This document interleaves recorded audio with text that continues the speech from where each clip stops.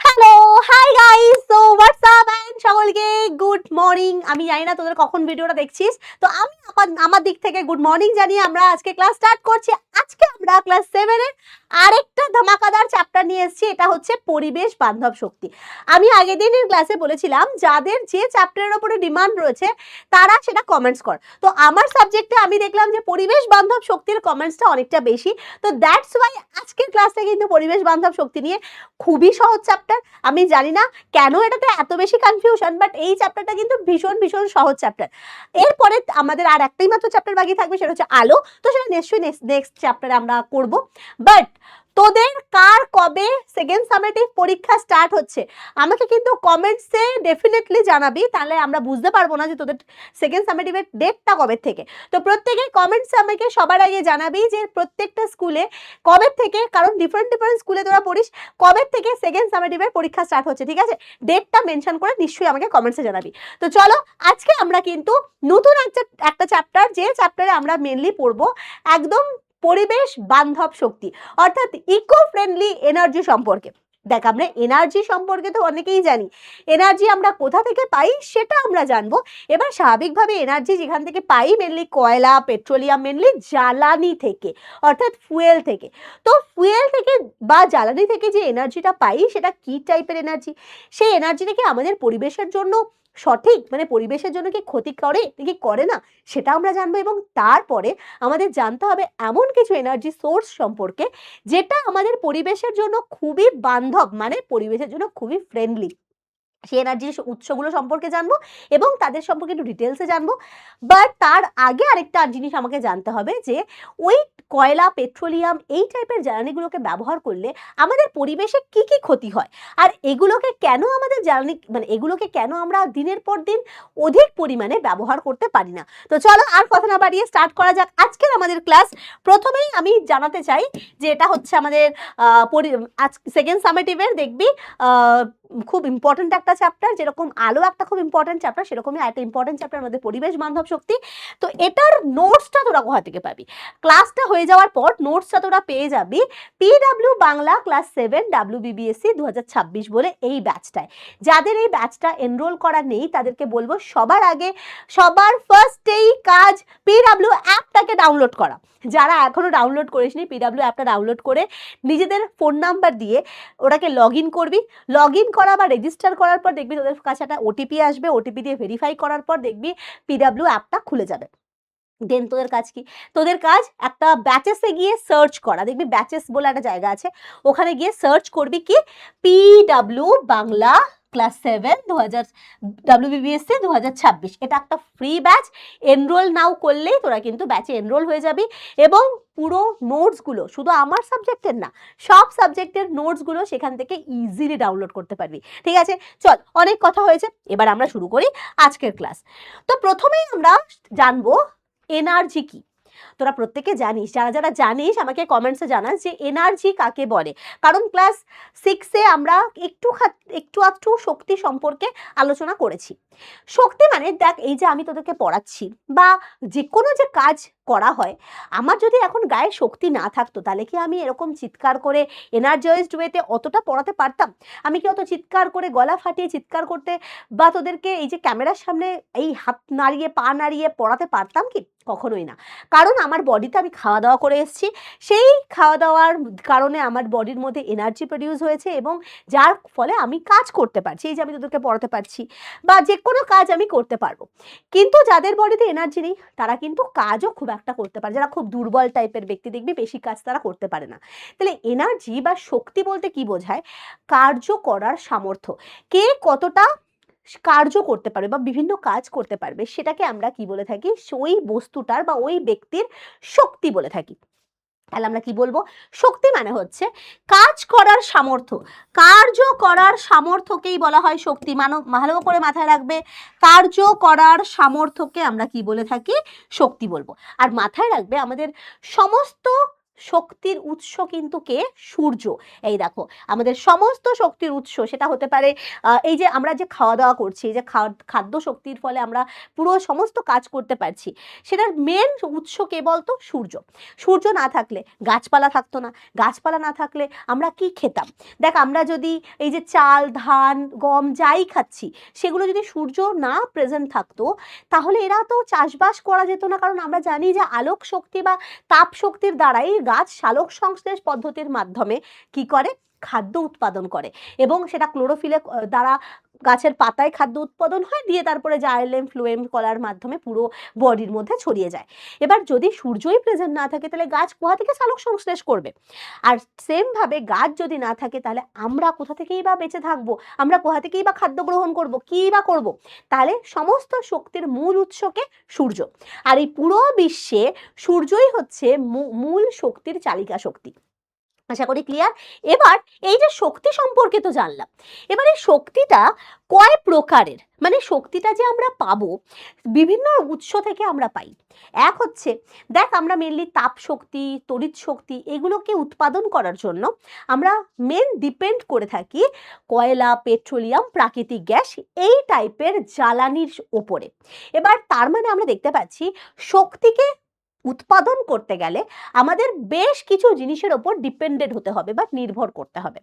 শুধু কি কয়লা পেট্রোলিয়াম আর এলপিজির ওপরেই কি আমরা ডিপেন্ড করি বা প্রাকৃতিক গ্যাসের ওপর ডিপেন্ড করি? না, আমরা কিন্তু আরেক রকমভাবে সৌরশক্তি বায়ু শক্তি জোয়ার ভাটা শক্তি এই সমস্ত উৎসগুলোর ওপরও কিন্তু ডিপেন্ড করি। তার মানে আমরা বলতে পারি যে শক্তির উৎস দু রকমের হয়। একটা হচ্ছে কয়লা পেট্রোলিয়াম, যেগুলো জ্বালানি রূপে আমরা কোথা থেকে পেয়ে থাকি? মাটির তলা থেকে পেয়ে থাকি। এগুলোকে আমরা মাটির তলায় উত্তোলন করি খনি থেকে, এবং এদেরকে আমরা কি বলে থাকি জানো? অনবীকরণযোগ্য শক্তি উৎস বা প্রচলিত শক্তি উৎস। তো তার আগে, এত ডিটেলসে যাওয়ার আগে আমরা একবার শক্তির ডেফিনেশনটা ঝট করে পড়ে ফেলি। দেখ কি বলেছে, আমি তো বললাম যে কার্য করার সামর্থ্যকে শক্তি বলে। মহাবিশ্বের প্রতিটা ভৌত প্রক্রিয়ার মূল চালিকা শক্তিকে সূর্য, এবং এটা হচ্ছে, আর সূর্য থেকেই আমরা সমস্ত শক্তি পেয়ে থাকি। এবং সেই শক্তির বিভিন্ন রূপ সম্পর্কে আমরা জানি, তাপ শক্তি আলোক শক্তি যান্ত্রিক শক্তি আরো অনেক, শব্দ শক্তি রাসায়নিক শক্তি, অনেক রূপ সম্পর্কে কিন্তু আমরা শক্তির জানি। এই যে আমাদের চারপাশে এখন আলোকিত অবস্থায় রয়েছে, তার মানে এখানে আলোক শক্তি। কোথা থেকে আসছে আলোক শক্তিটা? এইখানে ইলেকট্রিসিটির মাধ্যমে এই টিউবলাইট গুলো জ্বলছে, তার মানে ইলেকট্রিসিটি মানে কি? তড়িৎ শক্তি, এক্ষেত্রে আলোক শক্তিতে রূপান্তরিত হচ্ছে। অথবা আমি যদি এখন এই বাল্বটাকে হাত দিয়ে টাচ করি, দেখবো এটা গরম হয়ে গেছে, তার মানে এই যে তড়িৎ শক্তিটা বাল্বের, আমি আগের দিন তড়িৎ সম্পর্কে বা শক্তি সম্পর্কে একটু পড়েছিলাম, এবং সেখানে দেখেছি যে তারের মাধ্যমে তড়িৎ শক্তিটা বা ইলেকট্রনের ফ্লো গিয়ে সেটা কি করছে? বাল্বের মধ্যে আলো এবং তাপ শক্তিতে রূপান্তরিত হয়। তো শক্তি সবসময় এক রূপ থেকে আরেক রূপে রূপান্তরিত হতে পারে। তো শক্তির বিভিন্ন রকমের রূপ রয়েছে, তো আমরা একবার দেখে নিই যে শক্তির কি কি রূপ রয়েছে। তো ফার্স্টেই আমরা শক্তির রূপগুলো সম্পর্কে জানবো। এক নম্বর হচ্ছে তাপ শক্তি, দু নম্বর হচ্ছে আলোক শক্তি, তিন নম্বর হচ্ছে তড়িৎ বা বিদ্যুৎ শক্তি, চার নম্বর হচ্ছে রাসায়নিক শক্তি, বিভিন্ন রাসায়নিক বিক্রিয়ার ফলে যে শক্তি উৎপন্ন হয় রাসায়নিক শক্তি, শব্দ শক্তি, পারমাণবিক শক্তি, তাই তো, এক্সেট্রা ইত্যাদি। এরকম বিভিন্ন শক্তির রূপ সম্পর্কে আমরা জানি, এবং আমরা জানি শক্তি সবসময় এক রূপ থেকে আরেক রূপে রূপান্তরিত হয়। তো শক্তি সর্বদা কি হয়? সংরক্ষিত থাকে। মানে মাথায় রাখবে যে শক্তি সর্বদা মহাবিশ্বে সংরক্ষিত থাকে। সংরক্ষিত বা ধ্রুবক থাকে। মোট শক্তি অলওয়েজ ধ্রুবক। কখনো তুমি সৃষ্টি বা ধ্বংস করতে পারবে না শক্তিকে। আমি চাইলাম আজকে আমি শক্তি উৎপাদন করে দিলাম তুড়ি মেরে, এটা কখনো পসিবল না। শক্তি সবসময় একটা রূপ থেকে আরেকটা রূপে রূপান্তর করা পসিবল। কি বললাম, যেমন এইমাত্র বললাম যে তড়িৎ শক্তির মাধ্যমে এখানে আলো এবং তাপ শক্তি রূপান্তরিত হচ্ছে এই বাল্বের মধ্যে। সেম ভাবে যখন ফ্যান ঘোরে, তড়িৎ শক্তি আমি সুইচ অন করছি ইলেকট্রিসিটির মাধ্যমে, এই ফ্যানটা এরকম বনবন করে মানে যান্ত্রিক শক্তি রূপান্তরিত হয়। আরেকটাও শক্তির ইয়ে লিখে দিচ্ছি, সেটা হচ্ছে যান্ত্রিক শক্তি। আরেকটা ফর্ম কি, সেটা হচ্ছে যান্ত্রিক শক্তি। যান্ত্রিক শক্তির দুটো পার্ট রয়েছে, একটা হচ্ছে গতি শক্তি, আরেকটা হচ্ছে স্থিতি শক্তি। গতির ফলে যে শক্তি উৎপন্ন হয় সেটা গতি শক্তি, আর অবস্থার পরিবর্তন মানে অবস্থান পরিবর্তন অথবা আকৃতির পরিবর্তনের ফলে যে শক্তি উৎপন্ন হয় তাকে আমরা স্থিতিশক্তি বলি। কি বললাম, গতির ফলে গতিশক্তি হচ্ছে কি, গতির কারণে সৃষ্টি হয়, গতির কারণে সৃষ্টি হয়। আর স্থিতিশক্তির সৃষ্টি হয় হচ্ছে অবস্থান পরিবর্তন করলে, ধর একটা বস্তুকে তুই ওপরে তুললি মাটি থেকে, অবস্থান পরিবর্তন করা হলো, অবস্থান পরিবর্তন বা আকৃতি পরিবর্তন করলে, বা বস্তুটাকে ধর তুই তুবড়ে মুচড়ে দিলি, আকৃতি পরিবর্তন করলি, তাহলে ওই বস্তুর মধ্যে স্থিতি শক্তি সঞ্চিত হয়। ঠিক আছে, তো এগুলো হচ্ছে বিভিন্ন শক্তির রূপ। তো শক্তি সবসময় কি থাকে, কনস্ট্যান্ট থাকে। এইটাকে আমরা কি বলি জানো, এইটাকে আমরা বলে থাকি শক্তির সংরক্ষণ সূত্র। বা তার আগে আমি একটু সূত্রটাকে আরেকটু ভালো করে লিখি। সংরক্ষিত সর্বদা শক্তি থাকে, সংরক্ষিত বা ধ্রুবক থাকে, একে কখনো সৃষ্টি বা ধ্বংস করা যায় না, একে কখনো সৃষ্টি বা ধ্বংস করা যায় না। শক্তি সবসময় একটা রূপ থেকে আরেকটা রূপে রূপান্তরিত হয়। যখন ধর আমরা টর্চ জ্বালাই, আগের দিন তো তড়িৎ সম্পর্কে আমরা পড়েছি যে আমরা ব্যাটারি দিয়ে সবসময় তড়ি মানে ব্যাটারির মাধ্যমে আমরা মেনলি টর্চ, তারপরে হচ্ছে বিভিন্ন রকমের ঘড়ির ব্যাটারিতে আমরা ইউজ করে থাকি। তো ব্যাটারির মধ্যে মেনলি কি হয়, ব্যাটারির মধ্যে আগের দিন বলেছিলাম দেখবি রাসায়নিক বিক্রিয়া হয়, একটা তরল পদার্থ থাকে তার মধ্যে রাসায়নিক বিক্রিয়া চলে। সেই রাসায়নিক বিক্রিয়ার ফলে সেক্ষেত্রে তড়িৎ শক্তি উৎপন্ন হয়, যার যার কারণে ওই টর্চটা কি হয়, আলোকিত মানে টর্চটার মধ্যে বিদ্যুৎ শক্তি উৎপাদন হয়, তড়িতে রূপান্তরিত হয়, রাসায়নিক শক্তিটা তড়িৎ শক্তিতে। সেখান থেকে টর্চটাকে আমি যখন সুইচটা দাবাচ্ছি সেখান থেকে আমরা কি পাই, সেখান থেকে আলোক শক্তি পেয়ে থাকি, তাই না? তার মানে এক্ষেত্রে দেখ কত রকমের শক্তির চেঞ্জ হলো। প্রথমে ব্যাটারির মধ্যে রাসায়নিক শক্তি ছিল, যেটা বিদ্যুৎ শক্তিতে রূপান্তরিত হয়ে দেন টর্চের বাল্বের মধ্যে সেটা আলোক শক্তিতে রূপান্তরিত হলো। মানে একটা শক্তি থেকে আরেকটা শক্তিতে অলওয়েজ কনভার্সন আমরা পেয়ে থাকি। তাহলে কখনো সৃষ্টি বা ধ্বংস হয় না, এক রূপ থেকে আরেক রূপে রূপান্তরিত হতে থাকে। এক রূপ থেকে অন্য রূপে সর্বদা রূপান্তরিত হয়। ঠিক আছে, এই স্টেটমেন্টটাকে আমরা কি বলে থাকি, এটাকে আমরা বলি, এই স্টেটমেন্টটাকে আমরা বলে থাকি শক্তির সংরক্ষণ সূত্র। শক্তির সংরক্ষণ সূত্র। কি বললাম বুঝতে পেরেছিস? শক্তির সংরক্ষণ সূত্র মানে পুরো মহাবিশ্বে শক্তি কিন্তু ধ্রুবক, শক্তিকে সবসময় সৃষ্টি বা ধ্বংস করা যায় না, সর্বদা এটা এক রূপ থেকে আরেক রূপে রূপান্তরিত হয়। এই হচ্ছে শক্তির বিভিন্ন রকমের ফর্ম। এবার তোদের জানতে হবে শক্তি আমরা পাই কোথা থেকে। আমাদের মেন চ্যাপ্টারের মধ্যে কিন্তু এগুলো অতটাও নেই, এগুলো আমি একটুখানি তোদের ইন্ট্রোডাকশন দিলাম শক্তি সম্পর্কে। কারণ তোরা জানিস যে শক্তি চ্যাপ্টারটার নামেই যেহেতু শক্তি রয়েছে, আমরা যদি শক্তি সম্পর্কে নাই জানি তাহলে কি করে হবে। তাহলে সবার আগে আমরা কি করলাম, আমরা একটু ইন্ট্রোডাকশন দিলাম। এই হচ্ছে আমাদের এনার্জি। এবার আমাদের জানতে হবে যে শক্তিকে আমরা কোথা থেকে পাই। তার জন্য আমাদের মেন হচ্ছে জ্বালানি উৎসগুলো সম্পর্কে জানতে হবে। আচ্ছা, শক্তি আমরা ওই যে তাপ শক্তি, তড়িৎ শক্তি, এগুলো আমরা কোথা থেকে উৎপন্ন করব? কয়লা থেকে, পেট্রোলিয়াম থেকে বা প্রাকৃতিক গ্যাস থেকে। মাটি থেকে কয়লা তোলা হয়, তাকে তাপবিদ্যুৎ কেন্দ্রে বা বিভিন্ন থার্মাল পাওয়ার প্ল্যান্টে নিয়ে গিয়ে প্রচুর পরিমাণে প্রসেসিং এর মাধ্যমে সেখান থেকে কয়লাকে দহন করে সেখান থেকে আমরা তাপ উৎপন্ন করি বা মানে তাপ শক্তি উৎপাদন করা হয়। সেই তাপ শক্তিকে কাজে লাগিয়ে সেখানে বিদ্যুৎ উৎপাদন করা হয়। তার মানে আমরা মেন শক্তির উৎস কোথা থেকে এখনো পর্যন্ত আমরা ব্যবহার করে আসছি, কোথা থেকে? সেটা হচ্ছে একদম জীবাশ্ম জ্বালানি, মানে কয়লা, পেট্রোলিয়াম আর প্রাকৃতিক গ্যাসকে ইউজ করে আসছি বহু বছর ধরে। আর এই ইউজটা কিন্তু বহু কাল ধরে হয়ে চলেছে। আমার দাদু, তার দাদু, তারও দাদু, বহু বছর ধরে এই কয়লা, পেট্রোলিয়াম বা এলপিজি গ্যাসের ব্যবহার হয়ে চলেছে। তাই জন্য এই উৎসগুলোকে আমরা প্রচলিত শক্তি উৎস বলে থাকি। তাহলে আমরা মেন শক্তির উৎস বলতে তো সূর্যকে জানি, বাট আমরা নর্মাল ডেইলি লাইফে দৈনন্দিন জীবনে শক্তি উৎপাদন করার জন্য যার উপর নির্ভর করে থাকতে হয় তাদেরকে আমরা কি বলে থাকি? জ্বালানি বলে থাকি, বা তাদেরকে আমরা জীবাশ্ম জ্বালানি বলবো।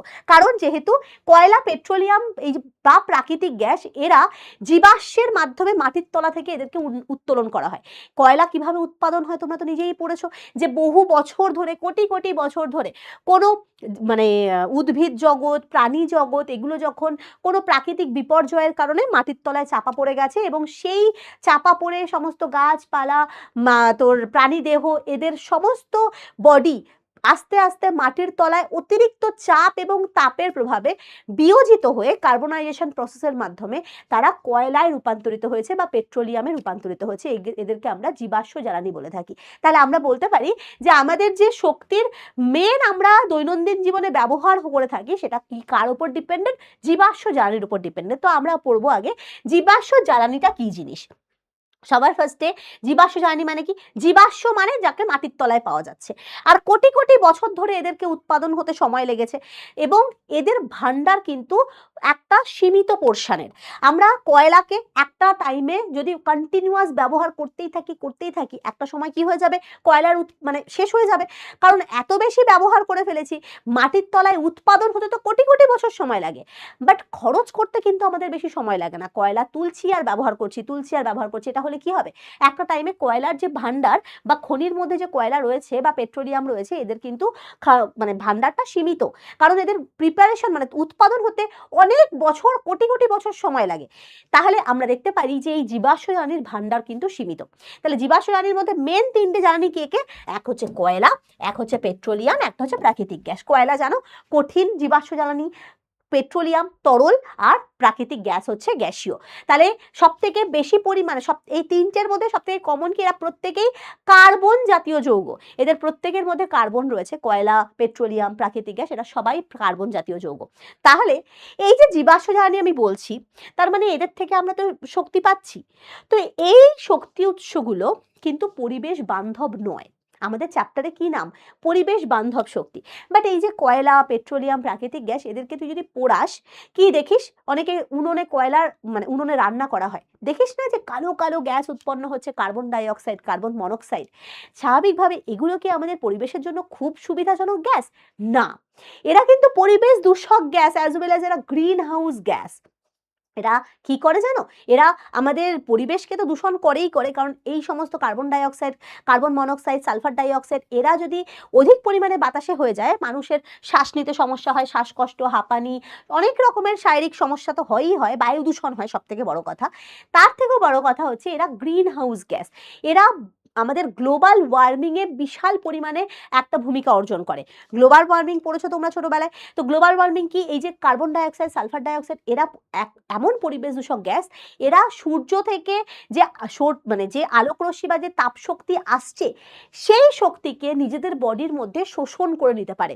মানে আমাদের সূর্য পৃথিবীকে গরম করছে, পৃথিবীতে তাপ শক্তি বা আলোক শক্তি পাঠাচ্ছে, এবং সেটা মাটি দিয়ে প্রথমে শোষণ হয়, তারপর সেটা আবার মহাশূন্যে ফিরে চলে যায়, বিকিরণ হয়ে যায়। তার ফলে এবার কি হবে? আস্তে আস্তে পরিবেশ ঠান্ডা হবে। কিন্তু বায়ুমণ্ডলে এদের জ্বালানির ফলে যে পরিমাণ গ্যাস উৎপন্ন হয়, কার্বন ডাইঅক্সাইড, সালফার ডাইঅক্সাইড, এই গ্যাসগুলোর ভূমিকা কি? এরা বায়ুতে এত বেশি মাত্রায় উপস্থিত থাকলে, এরা কিন্তু উপস্থিত থাকা ভালো, না হলে কি হবে বলতো? যদি মহাশূন্যে পুরোপুরি সূর্যের রশ্মি ফেরত চলে যায়, তাহলে পৃথিবীটা পুরো একদম বরফের গোলায় পরিণত হবে স্বাভাবিকভাবে। তাহলে তো কোনো মানুষ বা যে কোনো প্রাণী জগৎ ওখানে অস্তিত্ব হবেই না। সূর্য থেকে আলোক রশ্মি বা তাপ শক্তি আসছে, ভূপৃষ্ঠ গরম করছে, কিছুক্ষণ পর ভূপৃষ্ঠ বেশিক্ষণ গরম থাকতে পারে না। ও কি করে? ও আবার আলোক শক্তি বা আলোক শক্তি তো বলবো না, তাপ শক্তিকে ও আবার পুনরায় বিকিরণের মাধ্যমে মহাশূন্যে ফেরত পাঠিয়ে দেয়। তো এবার চিন্তা কর, যদি পুরোপুরি তাপ শক্তিটা মহাশূন্যে ফেরত চলে যেত, তাহলে তো পৃথিবীকে আর কোনো কেউ গরম রাখার মতো কেউই নেই, পৃথিবীটা পুরোপুরি বরফ হয়ে যেত, কারণ পুরোটা তো তাপ কেউ আবার পাঠিয়ে দিয়েছে মহাশূন্যে, সূর্যের কাছে আবার মহাশূন্যে পাঠিয়ে দিয়েছে, ফলে পৃথিবী আবার একদম ঠান্ডা পুরো বরফের গোলায় পরিণত হতো, ফলে সেখানে কিন্তু কোনো রকমের প্রাণের অস্তিত্ব থাকতে পারতো না। বাট এই কার্বন ডাইঅক্সাইড, সালফার ডাইঅক্সাইড, এই সমস্ত বায়ু দূষক গ্রিন হাউস গ্যাসগুলো আছে বলেই কিন্তু পৃথিবীতে প্রাণের অস্তিত্ব আছে। কারণ এদের একটা বৈশিষ্ট্য কি, এরা কিন্তু নিজেদের বডির মধ্যে এই তাপ শক্তিকে নিজেদের বডির মধ্যে শোষণ বা অ্যাবজর্ব করে রাখতে পারে। এবার স্বাভাবিকভাবে কার্বন ডাইঅক্সাইডের মাত্রা যদি আমি বায়ুমণ্ডলে অধিক পরিমাণ বাড়িয়ে দিই, তাহলে ওরা বেশি পরিমাণ তাপ শক্তিকে নিজের বডির মধ্যে একদম আবদ্ধ করে রাখবে, ফলে বায়ুর উষ্ণতা বা পৃথিবীর উষ্ণতা দিনকে দিন বৃদ্ধি পাবে। এটাকেই আমরা বলে থাকি গ্লোবাল ওয়ার্মিং। তো of course CO2, SO2, carbon dioxide, sulphur dioxide, carbon monoxide এদের থাকা দরকার, বাট এদের এক্সেসিভ থাকা দরকার নয়। কিন্তু এদের এত বেশি ব্যবহার করা হয়, মানে আমাদের গ্রামীণ জগৎ, মানে গ্রামগঞ্জে কয়লাতেই মেনলি রান্না বান্না করা হয়, বা কাঠ জ্বালিয়ে রান্না বান্না করা হয়, যেখান থেকে প্রচুর ধোঁয়া উৎপন্ন হয়।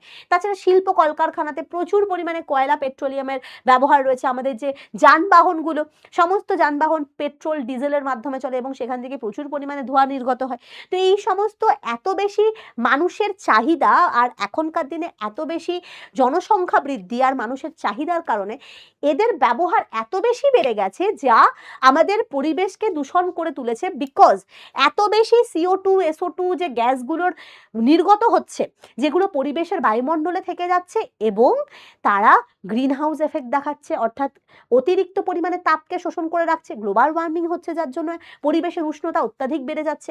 মানুষের জীবন ধারণের সমস্যা হচ্ছে, বিকজ তারা এত বেশি যদি কার্বন ডাইঅক্সাইড আমরা ইনহেল করি, প্রচুর মানুষের এখন হাঁপানি, শ্বাসকষ্ট, যেমন আমারই রয়েছে, অধিকাংশ মানুষের রয়েছে এখন। তো এই এত পরিবেশকে দূষণ করছে, তাই এরা কিন্তু ইকো ফ্রেন্ডলি এনার্জি সোর্স না। তাহলে আমাদেরকে পরিবেশকে দূষণমুক্ত করতে, আর এছাড়া এদের কিন্তু ভাণ্ডারও সীমিত নয়, এমন নয় যে তুই বছরের পর বছর এদেরকে চালিয়েই যেতে পারবি।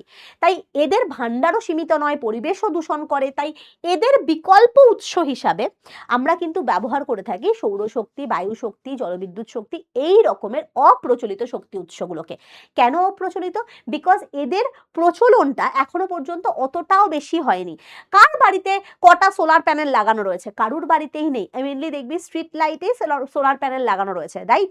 তাহলে এদের প্রচলনটা যেহেতু এতটাও বেশি হয়ে ওঠেনি, তাই এদেরকে আমরা বলি, মানে সৌরশক্তি, বায়ু শক্তি, এদেরকে আমরা অপ্রচলিত শক্তি বলে থাকি। এবং এটার আরেকটাও নাম আছে, এদের আরেকটা নাম হচ্ছে নবীকরণযোগ্য। কারণ তুই এদের ভাণ্ডারকে শেষ করতে পারবি না, মানে তুই যত খুশি তত ব্যবহার করে যা, মানে অপরিসীমভাবে এদেরকে ব্যবহার করা যাবে, কখনো ভাণ্ডার শেষ হবে না। তাই এদেরকে, কারণ নবীকরণযোগ্য মানে বারবার তুই পুনর্ব্যবহার করতে পারবি, তাই এদের নাম আরেকটা নবীকরণযোগ্য শক্তি উৎস। তাহলে চলো একদম আমরা স্লাইড থেকে দেখে নিই। প্রথমেই তো জীবাশ্ম জ্বালানি সম্পর্কে ক্লিয়ার হলো, যে যাদেরকে আমরা মাটির তলা থেকে পাই এবং লক্ষ লক্ষ বছর লেগেছে এদেরকে সৃষ্টি হতে। এক্সাম্পল কি? কঠিন জীবাশ্ম জ্বালানি মানে কয়লা, মেনলি এগুলো তাপ শক্তি উৎপাদনে, বিদ্যুৎ শক্তি উৎপাদনে কাজে লাগে, এছাড়া রান্না বান্নার কাজে লাগে। পেট্রোলিয়াম হচ্ছে তরল জীবাশ্ম জ্বালানি, যেগুলো যানবাহন, পেট্রোলিয়াম থেকে প্রচুর জিনিস তৈরি হয়, ঠিক আছে? আংশিক পাতন পদ্ধতির মাধ্যমে পেট্রোলিয়াম থেকে আমরা petrol, diesel, kerosene, naphtha, grease, LPG, প্রচুর সাবস্টেন্সকে, মানে তারপরে হচ্ছে তোর মোম, ভেজলিন, আলকাত্রা বা পিচ, সমস্ত কিছু আমরা পেট্রোলিয়াম থেকে পেয়ে থাকি, ঠিক আছে? পেট্রোলিয়ামের মধ্যে অনেক কিছু পাওয়া যায়। তো এটাকে তার জন্য তরল সোনা বলা হয়। কি জানো? পেট্রোলিয়ামের আরেকটা নাম হচ্ছে তরল সোনা। যেমন কয়লাকে আমরা ব্ল্যাক ডায়মন্ড বলে থাকি, কালো হিরে, কারণ এটা এত বেশি প্রয়োজনীয় আমাদের জীবন ধারণের জন্য, ঠিক আছে? কয়লাকে ব্যবহার বন্ধ করে দিলে তাহলে আমাদের এখনকার দিনের লাক্সারিয়াস লাইফ কিন্তু থেমে যাবে, ঠিক আছে? তার সেরকমই পেট্রোলিয়ামেরও কিন্তু প্রচন্ড পরিমাণে গুরুত্ব রয়েছে সমস্ত যানবাহন চলাচলের ক্ষেত্রে। অধিকাংশ ক্ষেত্র আমরা পেট্রোলিয়াম থেকে, অধিকাংশ জিনিস আমরা, দ্রব্য আমরা পেট্রোলিয়াম থেকে পেয়ে থাকি। এছাড়া হচ্ছে আমাদের প্রাকৃতিক গ্যাস, রান্নার কাজে ব্যবহার হয় LPG, এদেরকে CNG, এই সমস্ত প্রাকৃতিক গ্যাস থেকেই আমরা পেয়ে থাকি, ঠিক আছে? তো এই হচ্ছে আমাদের জীবাশ্ম জ্বালানি। বাট আমাদের তো এরা তো কেউই পরিবেশ বান্ধব না, এরা প্রচুর পরিমাণে দূষক গ্যাস উৎপন্ন করে এদের দহনের ফলে। তাই আমরা শক্তির উৎসকে দুরকম ভাগে ভাগ করব। এক হচ্ছে প্রচলিত শক্তি উৎস, আর আরেকটা হচ্ছে অপ্রচলিত শক্তি উৎস। প্রচলিত শক্তি উৎসের আরেকটা নাম কি? অনবীকরণযোগ্য। আর অপ্রচলিত শক্তির আরেকটা নাম কি? নবীকরণযোগ্য। তো চলো দেখে নিই। প্রথমেই আমরা চলে আসব শক্তি, যে উৎস থেকে শক্তিকে পাই তাদের দুভাগে ভাগ করা হচ্ছে। এক হচ্ছে এখানে নবায়নযোগ্য রয়েছে, আরেকটা নামও বলে দিচ্ছি যেটার নাম হচ্ছে নবীকরণযোগ্য। নবীকরণযোগ্য শক্তি উৎস অথবা অপ্রচলিত শক্তি উৎস। কেন নবীকরণযোগ্য বলা হচ্ছে? কারণ এদের বারংবার তুই ব্যবহার করতে পারবি। এই যে সৌরশক্তি, বায়ু শক্তি, জোয়ার ভাটা শক্তি মানে জল থেকে যেটা পাওয়া যাচ্ছে, ভূতাপ শক্তি, এদের কখনো শেষ আছে? সূর্য যতদিন আকাশে বর্তমান ততদিন বায়ু প্রবাহিত হবে, ততদিন তুই তার মানে জলপ্রবাহ হবে। তার মানে সৌরশক্তি, বায়ু শক্তি, জলবিদ্যুৎ শক্তি সর্বসময় তুই উৎপাদন করতে পারবি এবং ব্যবহার করতে পারবি। এদের ভান্ডার সীমিত না এবং এদের উৎপাদনের ক্ষেত্রে সামান্য হয়তো পরিবেশ দূষণ হয়, কিন্তু মানে যেমন সোলার সেল প্রোডাকশনে আমাদের একটু পরিবেশ দূষণ হয়, কারণ সেক্ষেত্রে কয়লার ব্যবহার করতে হয়। কিন্তু এদের উৎপাদন করার পর যখন ব্যবহার করতে শুরু করা হয়, আর কোনো রকমের পরিবেশ দূষণ হয় না, কোনো গ্যাস উৎপন্ন হয় না। মানে বায়ু শক্তি আমরা কি করে ব্যবহার করব? টারবাইনের মাধ্যমে। টারবাইন ঘুরিয়ে আমরা বায়ুর প্রবাহকে কাজে লাগিয়ে বিদ্যুৎ শক্তি উৎপাদন করা হয়।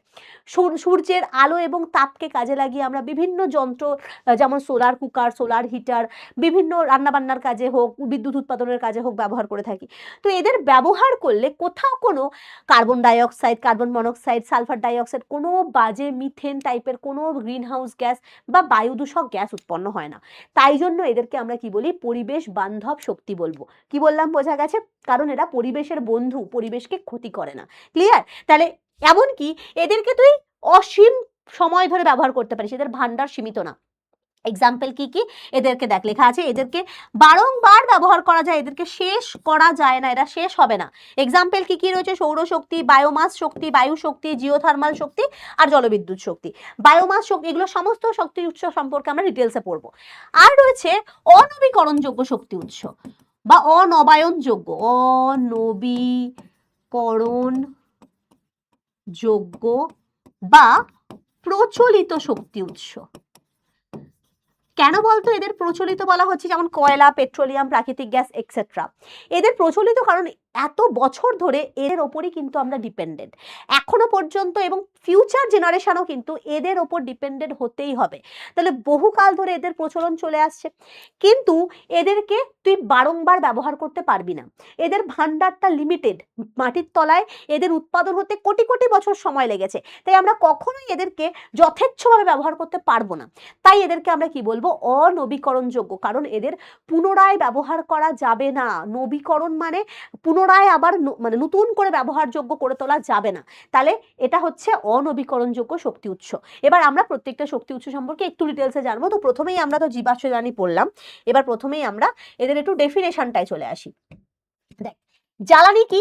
যেটা মেনলি শক্তি উৎস, যে সকল মানে আমরা মেনলি শক্তিকে কোথা থেকে পেয়ে থাকি? জ্বালানি থেকে। তো আমরা একটু ডেফিনেশনগুলোকে জেনে নিই। জ্বালানি মানে হচ্ছে যে সকল পদার্থের দহনের ফলে তাপ উৎপাদিত হয়, তাপ শক্তি পেয়ে থাকি, তাদেরকে আমরা বা সেই সকল পদার্থকে আমরা জ্বালানি বলি। জ্বালানির মধ্যে সব থেকে ফেমাস হচ্ছে আমাদেরকে জীবাশ্ম জ্বালানি। জানিস জীবাশ্ম জ্বালানি মেনলি কে কে আমরা বললাম? এক হচ্ছে কয়লা, পেট্রোলিয়াম, এটা হচ্ছে কঠিন, আর একটা হচ্ছে পেট্রোলিয়াম, এটা তরল, আর একটা হচ্ছে প্রাকৃতিক গ্যাস। এই তিনটেই হচ্ছে আমাদের কি? এই তিনটেই হচ্ছে আমাদের জীবাশ্ম জ্বালানি, কারণ একদম কোটি কোটি বছর ধরে মাটির তলায় গিয়ে এরা সঞ্চিত হয়ে রয়েছে। এবার এদেরকে আমরা কি বলবো? অনবীকরণযোগ্য শক্তি উৎস বলে থাকবো। তার কি কারণ? এরা ভান্ডার সীমিত, এদের একবারই ব্যবহার করা যেতে পারে, এদেরকে বারংবার তুমি ব্যবহার করতে পারবে না। এরা পরিবেশ বান্ধব নয়। এদের ব্যবহারের ফলে বা এদের দহনের ফলে কি কি গ্যাস নির্গত হয় জানো? আচ্ছা, এরা লিখে দিচ্ছি। এরা হচ্ছে পরিবেশ দূষক গ্যাস উৎপন্ন করে। কি কি? Carbon die oxide, sulphur die oxide, carbon monoxide, methane, নাইট্রোজেনের die oxide, nitric oxide etcetera. এই সবকটা হচ্ছে বিভিন্ন বায়ু দূষক গ্যাস যারা পরিবেশকে দূষণ করে। ঠিক আছে? এবং এদের আরেকটা, এটা তো বললাম অনবীকরণযোগ্য, আরেকটা নাম দিলাম প্রচলিত, কারণ এদের প্রচলন বহুকাল ধরে হয়ে আসছে। প্রচলিত শক্তি আরেকটা নাম দেওয়া হয় চিরাচরিত শক্তি উৎস। চিরাচরিত শক্তি উৎস।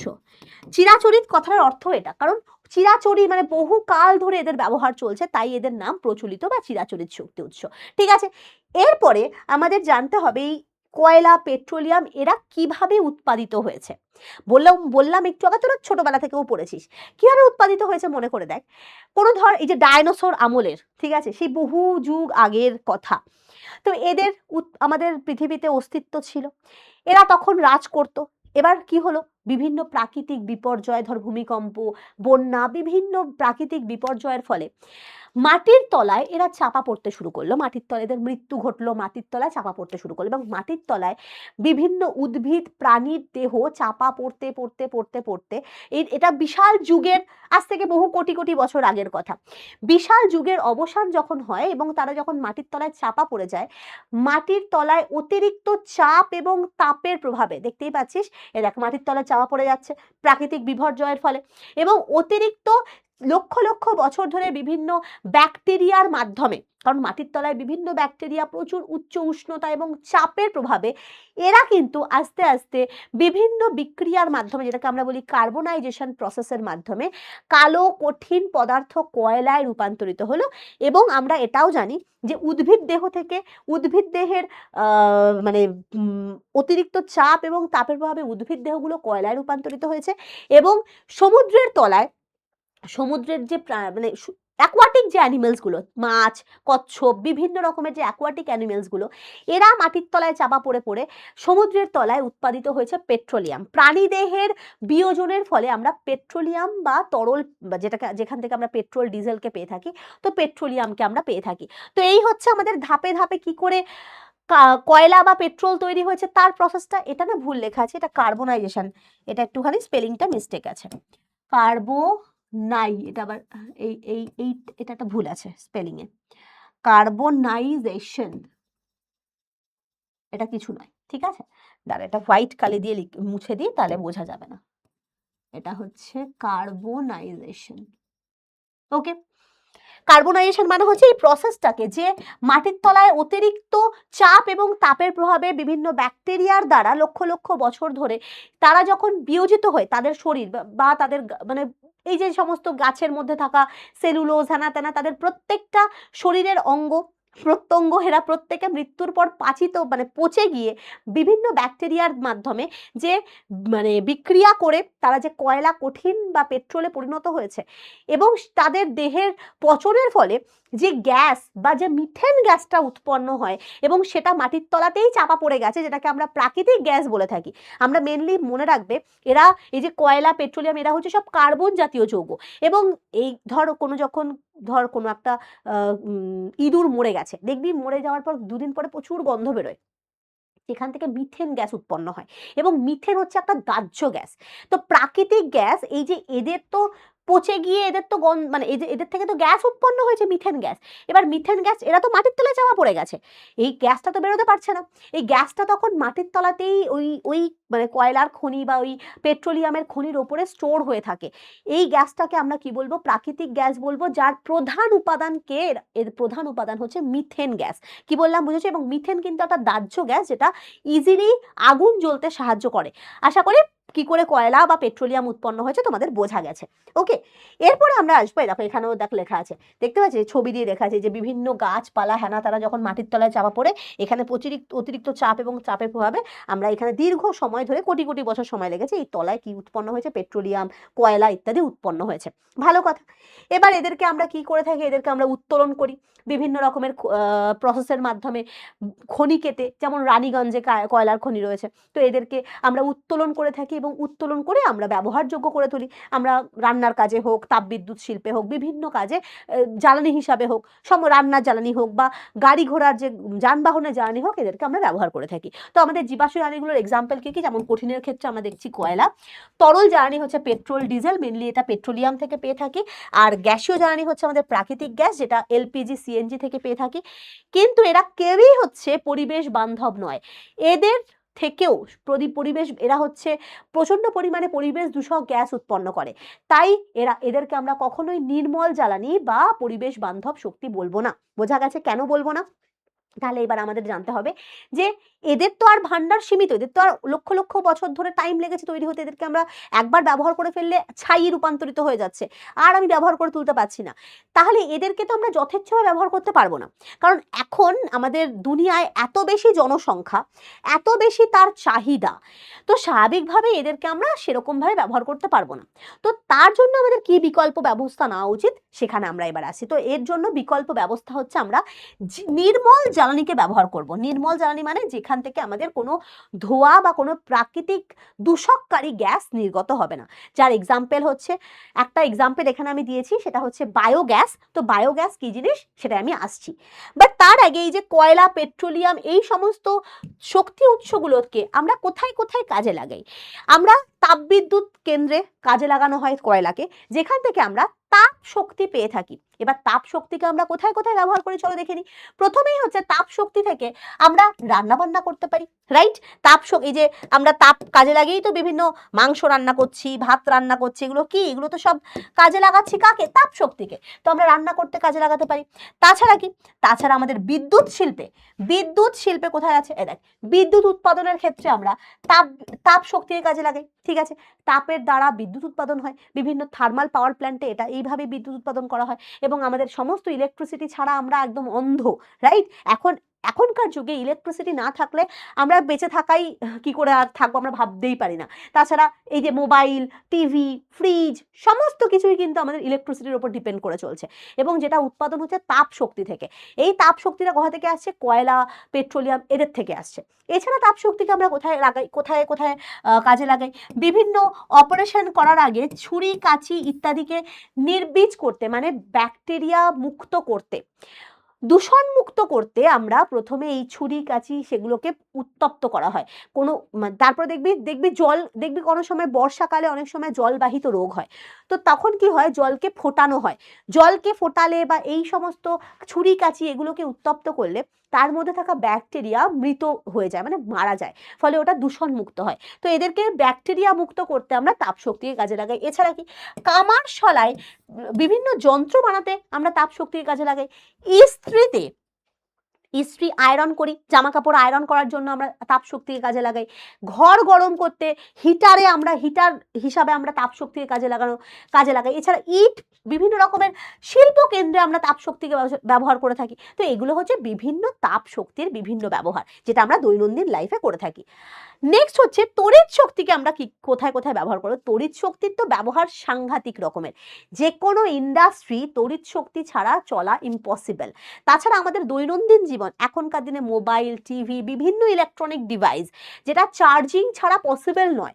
তো এই যে চার্জ দিতে আমাদের ইলেকট্রিসিটির প্রয়োজন হবে, রাইট? তাহলে এখানে দেখ, বিভিন্ন কম্পিউটার চালাতে, মেশিন চালাতে, মাইক বাজাতে, আমাদের যে রেল চালাতে, মানে মেট্রো রেল, হ্যানাতানা, এগুলো সমস্ত কিছু চালাতে, ওয়াশিং মেশিন চালাতে, মোবাইলের ব্যাটারি চার্জ করতে, পাম্প চালাতে, কলকারখানার মেশিন চালাতে, সমস্ত জায়গায় আলো জ্বালাতে, সব ক্ষেত্রে আমরা কিন্তু ইলেকট্রিসিটি বা তড়িৎ শক্তিকে ব্যবহার করে থাকি। এবং যেটা মেন কোথা থেকে পাই?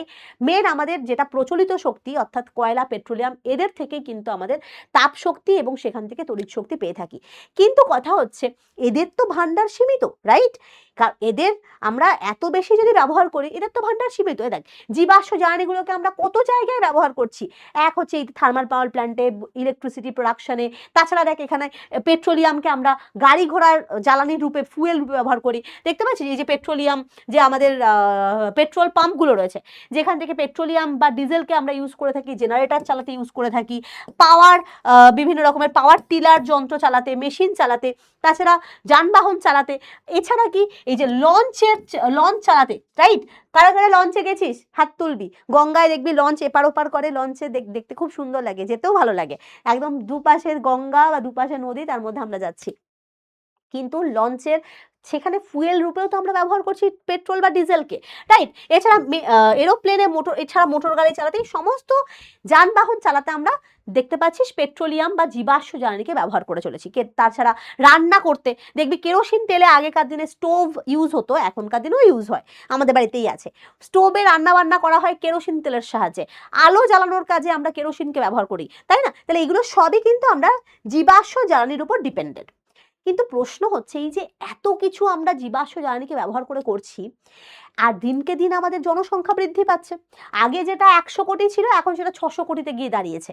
তো এত বেশি জনসংখ্যা বৃদ্ধি, এত বেশি যানবাহন বৃদ্ধি, তুই চিন্তা কর না, আগে কত লোকের বাড়িতে বাইক কিংবা স্কুটি থাকতো, এখন প্রত্যেকের বাড়িতেই স্কুটি বা বাইক রয়েছে। আগে কটা মানুষ 4 চাকা চালাতো? আগে যখন আমি ছোট ছিলাম তখন তো গাড়ি মানে রাস্তাঘাটে সেরকম গাড়ি ঘোড়া, খুব ছোট যখন ছিলাম সেরকম বাইক আমি দেখতেই পেতাম না। কিন্তু এখন এত বেশি বাইক যে তুই রাস্তা ক্রসই করতে পারবি না। এত বাইক, এত গাড়ি, এত কেন হচ্ছে? তার কারণ জনসংখ্যা বৃদ্ধি এবং তার সাথে সাথে তাদের চাহিদা বৃদ্ধি পাচ্ছে, যার ফলে আমরা এত যথেচ্ছভাবে, এত অধিক পরিমাণে এই জীবাশ্ম জ্বালানিগুলোকে ব্যবহার করে চলেছি যে এটা আমাদের কিন্তু একটা টাইম পর শক্তি সংকট এনে দেবে। দেখ এখন পেট্রোলিয়ামের দাম কত বেড়ে গেছে, মানে পেট্রোল ডিজেলের দাম দেখতে পাচ্ছিস যে এখন কত বেশি। এখন দেখবি E20 E30 চলে আসছে, মানে পেট্রোলিয়ামের সাথে ইথানলকে মেশানো হচ্ছে, কারণ পেট্রোলিয়ামের পরিমাণ আস্তে আস্তে মাটির তলায় কমে যাচ্ছে।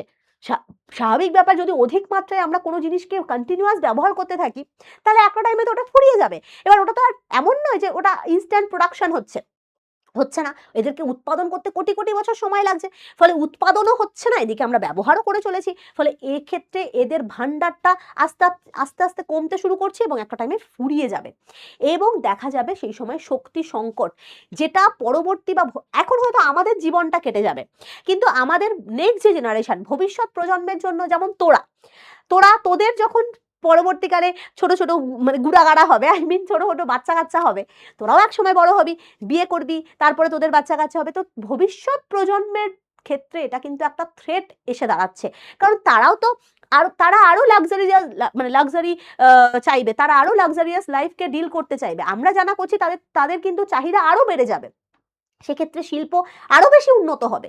তো সেক্ষেত্রে তারা চিন্তা কর, আমাদের যখন বাবা মা ছিল তখন কি মোবাইল ছিল না? এখন দেখ মোবাইল ছাড়া আমরা একটা মুহূর্ত চলতে পারছি না। তখন কিন্তু অত আগেকার আমার বাবা মার সময় তখন কম্পিউটার, ওই বড় বড় ডেস্কটপ ইউজ হতো, ল্যাপটপের সেরকম ব্যবহারই ছিল না, কিন্তু এখন দেখ সবারই কাছে একটা করে ল্যাপটপ। তার মানে ভাব, আমাদের যখন আবার ছেলে মেয়ে হবে বা তাদেরও যখন ছেলে মেয়ে হবে, তো সেক্ষেত্রে আরো শিল্প প্রযুক্তি থেকে শুরু করে টেকনোলজি আরো ডেভেলপ করবে এবং সেই ক্ষেত্রে শক্তির চাহিদা পূরণ করতে তাদেরও কিন্তু আলটিমেটলি কয়লা, পেট্রোলিয়াম, ডিজেল এগুলোর ওপর ডিপেন্ড করতে হবে। কিন্তু সেই সময় যদি আর সেগুলোকে না পাওয়া যায় তখন তারা গালাগালি করবে, স্বাভাবিকভাবে বলবে যে এই তো আমার দাদু ঠাকুমারা এত বেশি এদেরকে ইউজ করে ফেলেছে, তখন কি হতো, আগের সরকার এত বেশি ইউজ করেছে, এখন আমরা কিছু পারছি না, আমরা শিল্প প্রযুক্তিকে এগিয়ে নিয়ে যেতে পারছি না। তো যাতে সেই ফেজে গিয়ে না দাঁড়াতে হয় আমাদের, তাই আমাদের এখন থেকেই মানে সচেতনভাবে, মানে সুনির্দিষ্ট পদ্ধতিতে প্রকল্প ব্যবহার করে আমাদের কিন্তু এই জীবাশ্ম জ্বালানিগুলোর ব্যবহার করা উচিত। তো এখানে দেখ লেখা আছে যে কি কি কারণে আমাদের জীবাশ্ম জ্বালানিগুলোর অতিরিক্ত ব্যবহার বাড়ছে এবং একটা টাইম পর শক্তি সংকট এনে দিতে পারে এবং সেখান থেকে মুক্তি পাওয়ার জন্য আমাদের কি কি স্টেপ নেওয়া উচিত। তো প্রথমেই আছে দেখ জনসংখ্যা বৃদ্ধি। এখনকার জনসংখ্যা প্রায় 600 কোটি, আগে কোথায় ছিল 100 থেকে 150, আর এখন সেটা দাঁড়িয়েছে 600 কোটিতে। তো স্বাভাবিকভাবে এত বেশি লোক, তাদের খাদ্য উৎপাদন, তাদের মানে যানবাহন বা পরিবহন ব্যবস্থা, তাদের কাজবাজ বা সমস্ত ক্ষেত্রে কিসের প্রয়োজন হবে? শক্তি উৎসের প্রয়োজন হবে, তাই না? তাদের তাদের খাদ্য দরকার, আরো তাদের বেশি পরিবহন ব্যবস্থার দরকার, তাদের বাসস্থান নির্মাণের দরকার, প্রত্যেকটা বেশি বেশি দরকার। তার মানে যেটা কিন্তু শক্তি সংকট এনে তুলছে, কারণ আমরা তো আর সৌরশক্তিকে অত ব্যবহার করছি না, আমরা বায়ু শক্তিকে অত ব্যবহার করছি না, যার ফলে আমরা কার উপর ডিপেন্ডেন্ট? আমরা মেনলি জীবাশ্ম জ্বালানিগুলোরই উপর কিন্তু ডিপেন্ডেন্ট। তাই জন্য আমাদের দেখ এখনকার দিনে প্রত্যেকের বাড়িতেই কিন্তু গ্যাসে রান্না হয়, তাহলে প্রাকৃতিক গ্যাসের উপর ডিপেন্ডেন্ট। এখনকার দিনে গ্যাসের দেখ কত দাম বেড়ে গেছে, আগে কোথায় 500 টাকায় গ্যাস পাওয়া যেত, এখন সেটা 1000 থেকে 1500 টাকা গিয়ে দাঁড়িয়েছে। তাহলে চিন্তা কর কত কত করে দাম কেন বাড়ছে? কারণ লোকের চাহিদা বাড়ছে, আর অ্যামাউন্টটা তো ছোট, অ্যামাউন্টটা তো বেশি নেই, অধিক এমন নয় যে আমি ব্যবহার যতই করবো এদের শেষ হবে না। তো অ্যামাউন্ট ছোট, কিন্তু আমরা ব্যবহার এত এত করছি, যার ফলে জিনিসটার দাম বাড়ছে, চাহিদা বাড়ছে, এই কারণেই। বোঝা গেছে? তাহলে এই হচ্ছে আমাদের মানে বেশি পরিমাণ শক্তিকে ব্যবহার করার প্রধান কারণ। দেখ কি বলেছে, শক্তির চাহিদা বৃদ্ধির মেন কারণ কি? মেন কারণ হচ্ছে জনসংখ্যা বৃদ্ধি এবং শিল্প প্রযুক্তির উন্নতি, নগরায়ন এবং যন্ত্র নির্ভর সভ্যতার কারণই হচ্ছে মেন আমাদের শক্তির চাহিদা বৃদ্ধির কারণ। এখন আমরা পুরোপুরি যন্ত্রের উপর ডিপেন্ড করছি। আগেকার দিনে মশলা বাটতো, দেখতি ঠাকুমারা এখনকার দিনে কে মশলা বাটে? সবাই মিক্সি ইউজ করে, তাই না? আগেকার দিনে ধাম ধাম করে কাপড় কাচতো, এখনকার দিনে সব ওয়াশিং মেশিন ইউজ করে। তো খেয়াল কর, পুরোপুরি আমরা কার উপর ডিপেন্ডেন্ট হয়ে যাচ্ছি? যন্ত্রের উপর নির্ভর হয়ে যাচ্ছি। আগে যেটা আমাদের হেঁটে চলে যাওয়া যেত, ধর এখান থেকে পাশের বাড়িতে যাব আমরা, বা পাশে মুদির দোকানে যাব আমরা কিছু কিনতে, হ্যাঁ, মা বললো যে চল একটা ম্যাগি কিনে আন। তো কি করবি? সাথে সাথে ছেলেরা কি করবে? একটা ঢোঁস করে বাইক বার করে। আরে ভাই, তুই এখান থেকে এখানে তুই বাইক করে যাওয়ার কি আছে? তুই হেঁটে চলে যা, পাশেই দোকান। কিন্তু না, প্রেস্টিজ, হেঁটে যাব, দরকার নেই, আমি দেখাবো লোককে। সানগ্লাস একটা পরে, কলারটাকে একটা উঁচু করে, একদম ভুজ ভুজ করে একদম গিয়ে ও বাইক নিয়ে বের করলো। আরে কি দরকার ভাই? তার মানে কি, আমরা মেনলি যন্ত্রের ওপর নির্ভর হয়ে যাচ্ছি, যেটা আমাদের শরীর দিয়ে হয়ে যাচ্ছে, যেটা আমরা হয়তো একটা সাইকেল চালিয়ে করতে পারতাম, কিন্তু সেটা খুব তাড়াতাড়ি করার কাজে, হ্যাঁ, হয়তো মশলা বাটতে টাইম লাগে, একটু শরীরে ধকলও হয়। দেখ, আগে লোকেরা সিঁড়ি দিয়ে ওঠানামা করতো, এখন এক্সেলেটর ইউজ হচ্ছে, লিফট ইউজ হচ্ছে। তার মানে কি হচ্ছে? স্বাভাবিকভাবে এখন এত বেশি জনসংখ্যা বৃদ্ধি, এবং তারপরে সেই জনবহুল সমাজ পুরোপুরি যন্ত্রের উপর ডিপেন্ড করে রয়েছে। তাই জন্যেই কিন্তু শক্তির চাহিদা এত মাত্রায় বাড়ছে। আর কি দেখ, জনসংখ্যা বৃদ্ধি পাওয়ার ফলে খাদ্যের প্রয়োজন বাড়ছে, বেশি খাদ্য উৎপাদন, বেশি বাসস্থান উৎপাদন। এখন সবাই একটা করে ফ্ল্যাট চায়, ফ্ল্যাট সবার হবে একটা করে, বাসস্থান বাড়ছে, তাদের পরিবহন ব্যবস্থা বৃদ্ধি করছে, সবার একটা করে বাইক চাই। এখন ছেলেরা দেখবি 12 উঠে যাওয়ার পর থেকেই তাদের মাথায় আসে, এই বাবা বাইক তো লাগবেই, বাইক না লাগলে বন্ধুদের সামনে প্রেস্টিজ ডাউন। তাদের স্বাস্থ্য পরিষেবার প্রয়োজন হচ্ছে। তো এই নগরায়ন যত বাড়বে, কলকারখানা তত বাড়বে, তত প্রযুক্তি বাড়তে থাকবে, তত শিল্প প্রযুক্তি আরও বৃদ্ধি পাবে, যার ফলে কিন্তু শক্তি উৎসগুলোর চাহিদাও বাড়তে থাকবে। এবং ক্রমাগত যদি আমরা শক্তি উৎসগুলোকে, যেগুলো জীবাশ্ম জ্বালানি, যাদেরকে উৎপাদন করতে কোটি কোটি বছর সময় লাগে, তাদের ওপরই কিন্তু আমরা মেনলি ডিপেন্ডেন্ট হয়ে যাচ্ছি, এবং তাদের এত যথেচ্ছ ব্যবহার করছি যে একটা টাইম পর তাদের পরিমাণটা কমতে থাকবে, এবং দেখা যাবে শক্তি সংকট। শক্তি সংকট মানে এই যে আমাদের শক্তির পরিমাণ কমে যাওয়ার কারণে পরবর্তী জেনারেশন আর সেই শক্তিকে ব্যবহার করে উঠতে পারবে না। তো এই জিনিসটা থেকে মুক্তি পাওয়ার জন্য আমাদের কিন্তু একটু সচেতনভাবে ব্যবহার করা উচিত প্রতিটা জীবাশ্ম জ্বালানি উৎসকে, ঠিক আছে? তো এই দেখ, এখানে লেখা আছে জীবাশ্ম জ্বালানির কিছু সুবিধা আর অসুবিধা কি কি। ফার্স্ট, তো সুবিধা কি? অফকোর্স, জীবাশ্ম জ্বালানিগুলোর তাপন মূল্য অনেক বেশি থাকে। তাপন মূল্য কি জিনিস ম্যাম? অর্থাৎ এদের থেকে অনেক, মানে প্রচুর পরিমাণে তাপ শক্তি আমরা অর্জন করে থাকি, প্রচুর তাপ শক্তি পেয়ে থাকি। কয়লা, পেট্রোলিয়াম, প্রাকৃতিক গ্যাস, এদেরকে দহনে প্রচুর পরিমাণে তাপ শক্তি উৎপন্ন হয়, যেটা সৌরশক্তি বা বায়ু শক্তির প্রভাবে কিন্তু পাওয়া যায় না। তাই এদের তাপন মূল্য অনেকটা, এই যে তাপন মূল্য কথার অর্থ কোনো জ্বালানিকে দহনের ফলে যে পরিমাণ তাপ শক্তি পাওয়া যায়, সেই অ্যামাউন্টটাকে আমরা তাপন মূল্য বলি। তো কয়লা, পেট্রোলিয়াম, এই জীবাশ্ম জ্বালানিগুলোর তাপন মূল্য অনেকটা বেশি, এবং এদেরকে আমরা দ্রুত ব্যবহার করে তুলতে পারি, তাই জন্য এগুলো অনেকটা বেশি সুবিধাজনক। এক হচ্ছে উচ্চ শক্তি উৎপাদন করতে পারে, ঠিক আছে? আর হচ্ছে সহজলভ্য, এদেরকে মাটি থেকে তোলো, ব্যবহার করে ফেলো, বা আগুন জ্বালিয়ে দাও, বা সাথে সাথে তুমি তাপ পেয়ে যাবে, তাই না? তো এগুলো হচ্ছে সুবিধা, কিন্তু প্রবলেমই হচ্ছে বেশি। অসুবিধা কি? এরা প্রচুর পরিমাণে গ্রিন হাউস গ্যাস উৎপন্ন করে, যেটা কিন্তু পরিবেশ দূষণ ঘটায়, তার সাথে সাথে গ্লোবাল ওয়ার্মিং ঘটায়। এই যে বললাম যে কার্বন ডাইঅক্সাইড, সালফার ডাইঅক্সাইড, এদের কাজ কি? এদের কাজ হচ্ছে বিকিরিত তাপ শক্তিকে নিজেদের বডির মধ্যে শোষণ করে পৃথিবীর বায়ুমণ্ডলের উষ্ণতা বৃদ্ধি করা। আমি লিখে দিচ্ছি নয়, ঠিক আছে? এই যে গ্রিন হাউস কথাটা আমি বলছি, গ্রিন হাউস ব্যাপারটা কি? গ্রিন হাউস এফেক্ট যারা জানিস না, জেনে নিবি। কলকারখানা বা বিভিন্ন শিল্প প্রযুক্তি থেকে, কলকারখানা থেকে বা শিল্প প্রযুক্তি, শিল্প বা রান্না বান্না, ঠিক আছে, রান্না বান্না থেকে, বা তুই বলতে পারিস জীবাশ্ম জ্বালানিগুলোর দহনে। মেন কথাটা কি? জীবাশ্ম, আরে আমি অন্য কালি দিতে চাইলাম, জীবাশ্ম জ্বালানির দহনে, জীবাশ্ম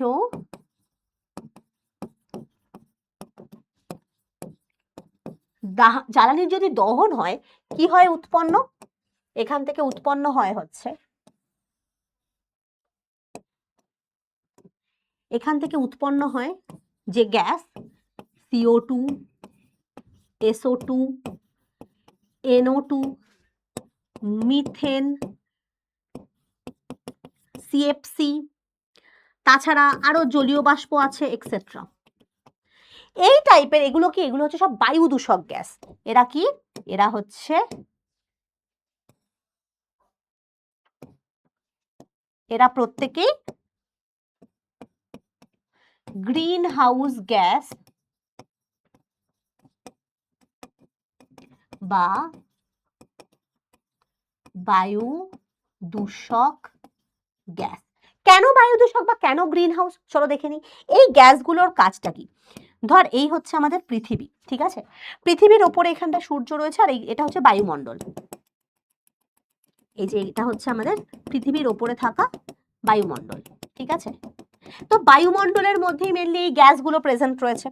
বায়ুমণ্ডলের মধ্যে এই যে CO2 আছে, SO2 আছে, NO2 আছে, এক্সেট্রা বিভিন্ন গ্যাসগুলো এখানে প্রেজেন্ট রয়েছে। আর ওপরে রয়েছে হচ্ছে আমাদের সূর্য।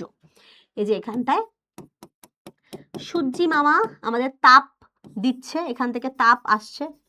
এই যে তাপ শক্তি এসে পৃথিবীর বায়ুমণ্ডল ভেদ করে সবার আগে কাকে গরম করছে? মাটিকে গরম করবে, ঠিক আছে? তার একটু ভালো করে আঁকি।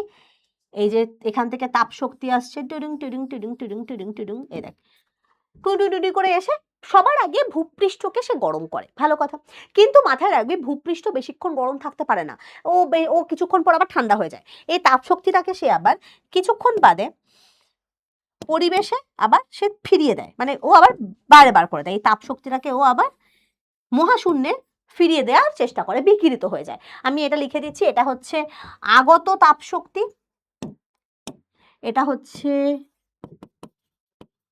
আগত তাপ শক্তি যেটা সূর্য থেকে আসছে, আর যেটা বেরিয়ে যাচ্ছে সেটা হচ্ছে বিকিরিত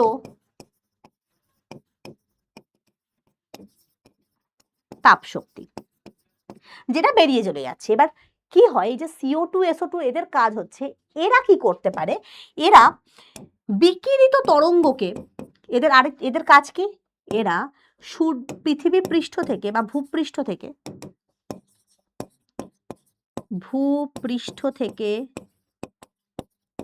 বিকিরিত তরঙ্গকে, তাপীয় তরঙ্গকে, ঠিক আছে, বিকিরিত তাপ তরঙ্গকে, বা তুই বলতে পারিস তাপ শক্তিকে নিজেদের মধ্যে বা নিজের মধ্যে শোষণ করতে পারে, শোষণ করে রাখে। কি বললাম বুঝতে পেরেছিস? এবার শোষণ করে কি করে? বায়ুমণ্ডলকে উত্তপ্ত করে। এই যে যদি শোষণ করে, সাথে সাথে এখানে কি হয়? বায়ুমণ্ডল উত্তপ্ত হয়। বায়ুমণ্ডল উত্তপ্ত হয় কারণ স্বাভাবিকভাবে যে বায়ুমণ্ডলের মধ্যে গ্যাসগুলো আছে, যে তাপটাকে নিজের মধ্যে ট্র্যাপ করে রাখছে, ফলে বায়ুমণ্ডল গরম হয়ে যায়। এবার এই গরম হওয়ার ফলে এই প্রসেসটাকেই আমরা বলে থাকি হচ্ছে গ্রিন হাউস। এই যে বায়ুমণ্ডলটা যে উত্তপ্ত হলো, এটাই হচ্ছে আমাদের গ্রিন হাউস এফেক্ট বলা হয়। এটার নাম কি? এটাকে বলা হয় গ্রিন হাউস এফেক্ট। এবার কথা হচ্ছে, যদি অধিক মাত্রায় এই গ্যাসগুলো উপস্থিত থাকে তাহলে কি হবে? এই গ্যাসগুলোর অধিক মাত্রায় উপস্থিতির ফলে, এই যে গ্যাসগুলোর যদি অধিক মাত্রায় উপস্থিত থাকে তখন কি হয়? অতিরিক্ত মাত্রার তাপ শক্তিকে শোষণ করে নেয়। তাহলে তখন কি হয়? তখন এগুলি অতিরিক্ত তাপ শোষণ করে, যার ফলে কি হয়, ওটাই হচ্ছে আমাদের মেন, যার ফলে হচ্ছে গ্লোবাল ওয়ার্মিং হয়। গ্লোবাল ওয়ার্মিং, বা যেটাকে আমরা বলি বিশ্ব উষ্ণায়ন। বিশ্ব উষ্ণায়ন, ক্রমাগত বায়ুর উষ্ণতা অধিক পরিমাণে বৃদ্ধি পায়। এটাকে আমরা কি বলে থাকি? গ্লোবাল ওয়ার্মিং বা বিশ্ব উষ্ণায়ন বলে থাকি। আশা করি বোঝা গেছে। এই বিশ্ব উষ্ণায়ন যদি অধিক মাত্রায় হয় তাহলে কন্টিনিউয়াস পৃথিবীর টেম্পারেচার বাড়ে, আর যেটা একটা টাইমে দেখুন, যেমন দেখ এখন গ্রীষ্মকালে এত বেশি টেম্পারেচার বেড়ে যায় যে আমাদের মানে জীবন ধারণ অস্বস্তিকর, মানে বাঁচতেই পারে না। কত পশু পাখি তারা সার্ভাইভ করতে পারে না, তারা মৃত্যু মানে তাদের মারা যায়। কত মানুষ হিট স্ট্রোকে মারা যায়, কারণ তারা সেই হিটটাকে আর আমরা সহ্য করতে পারি না। তো এইটা হচ্ছে গ্লোবাল ওয়ার্মিং, যে ক্রমাগত বছরের পর বছর এই গ্যাসগুলোর মাত্রা এতটাই পরিমাণে বাড়ছে যে পৃথিবীর বায়ুমণ্ডলের উষ্ণতা বৃদ্ধি পাচ্ছে, যার ফলে গ্লোবাল ওয়ার্মিং হচ্ছে, এবং যেটা আমাদের মানুষের পক্ষে, জীবজগতের পক্ষে, উদ্ভিদ জগতের পক্ষে, প্রতিটা পুরো পরিবেশের পক্ষে সম্পূর্ণ মাত্রা একটা থ্রেট এনে দিচ্ছে। আশা করি বোঝা গেছে। এটাই হচ্ছে আমাদের গ্রিন হাউস এফেক্ট, যেটা জীবাশ্ম জ্বালানির দহনের প্রভাবে হয়ে থাকে। ভালো কথা। এছাড়া বায়ু দূষণ তো হয়ই হয়। এটা তো বায়ু দূষণ হচ্ছে আমরা বললাম। আরেকটা প্রবলেম কি বললাম, এরা কিন্তু ক্রমাগত ফুরিয়ে যাচ্ছে। আমরা অতিরিক্ত মাত্রায় ব্যবহার করার ফলে কি হচ্ছে, এদের তৈরি হতে অনেক সময় লাগছে কিন্তু শেষ হতে সময় লাগছে না, শেষ তো আমরা ইমিডিয়েটলি করে ফেলছি, যার ফলে এরা কিন্তু ফুরিয়ে যাচ্ছে। এছাড়া এখানে দেখ দূষণ বাড়ছে, যার দূষণের কারণে মাথা ধরা, শ্বাসকষ্ট, পৃথিবীর তাপমাত্রা বৃদ্ধি, এটা তো আমি বললামই। এইগুলো হচ্ছে জীবাশ্ম জ্বালানির মেন ব্যবহারের প্রবলেম, বা এদের মেন যে আমাদের যে দুটো প্রবলেম, এই দুটোই হচ্ছে মেন এদেরকে ব্যবহার করার প্রবলেম। তাহলে এর থেকে যদি আমাকে মুক্তি পেতে হয়, এই সমস্ত দূষণ বা এদের যে ভান্ডার লিমিটেড, কারণ একটা টাইমে তো এদের ভান্ডার ফুরিয়ে যাবে, তো তখন আমরা কি করব? তখন কি আমরা বসে থাকবো? আর ফুরিয়ে গেলেও যাতে ওটা স্বাভাবিকভাবে আমাদের সর্বদাই কিন্তু কয়লা, পেট্রোলিয়াম বা প্রাকৃতিক গ্যাস বা জীবাশ্ম জ্বালানিগুলোর উপরে ডিপেন্ডেন্ট থাকতেই হবে। কোনোভাবেই কিন্তু আমরা পুরোপুরি কয়লা ব্যবহার বা পেট্রোলিয়াম ব্যবহারকে বন্ধ করতে পারবো না, এটা ইম্পসিবল ব্যাপার। কারণ কয়লা, পেট্রোলিয়াম থেকে যে পরিমাণ হিট আমরা পাই বা যে পরিমাণ শক্তি আমরা পাই, আর কোনো রকমের শক্তি উৎস থেকে কিন্তু এত পরিমাণ শক্তি আমাদের পাওয়া পসিবল না।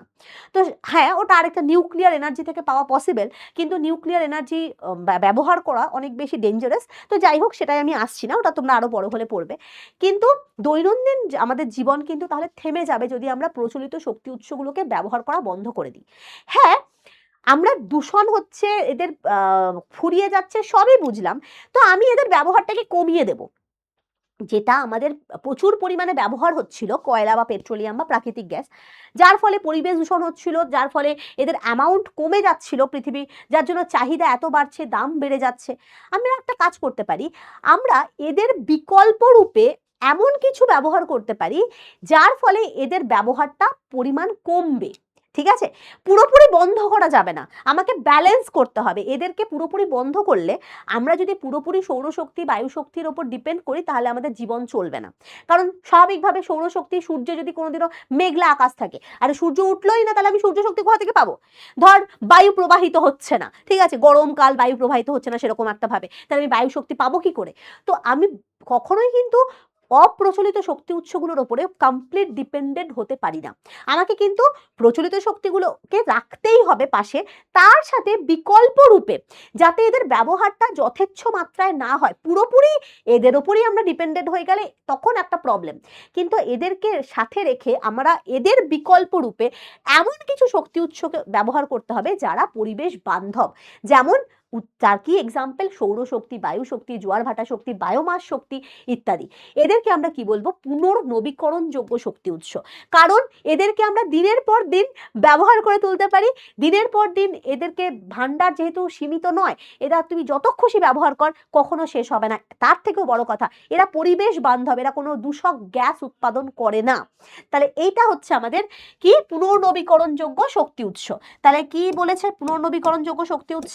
দেখো বলেছে যেসব শক্তি উৎস কখনোই শেষ হয় না, ভান্ডার অপরিসীম, ভান্ডার অফুরন্ত, এদের যত খুশি ব্যবহার করতে পারো বারবার। আর যে সকল শক্তি উৎস থেকে মানুষ এখন ইদানিং শক্তি আরোহণ করছে, কারণ ইদানিং কেন বলা হয়েছে? অনেক কাল আগে এদের ব্যবহার একদমই ছিল না। আগেকার দিনে কি আর সোলার প্যানেল বলে কিছু জিনিস ছিল? এখনকার দিনে এদেরকে ব্যবহার করা হচ্ছে, তাই এটাকে বলা হয় অপ্রচলিত। অতটাও প্রচলন এখনো পর্যন্ত হয়নি, তাই এটার আরেকটা নাম দেওয়া হয় অচিরাচরিত, কারণ ইদানিং এদের ব্যবহার স্টার্ট হয়েছে। তাও সেই ব্যবহারটা যে প্রচুর পরিমাণে, সেটা কিন্তু না। তাহলে আমরা এটাকে তাই জন্যই অপ্রচলিত শক্তি উৎস বলবো, যার এক্সাম্পল কি সৌরশক্তি, বায়ু শক্তি, বায়োমাস শক্তি, জোয়ার ভাটা শক্তি এক্সেট্রা। আর এরা কিন্তু মাথায় রাখবে এরা সব থেকে বড় কথা পরিবেশ বান্ধব। তার একমাত্র কারণ এদের দহনে কোনো রকমের দূষক গ্যাস উৎপন্ন হয় না। কেন পরিবেশ বান্ধব বলা হয়েছে? এদের ব্যবহারে, দহন তো বলবো না, ব্যবহারে কোনো পরিবেশ দূষক গ্যাস উৎপন্ন হয় না।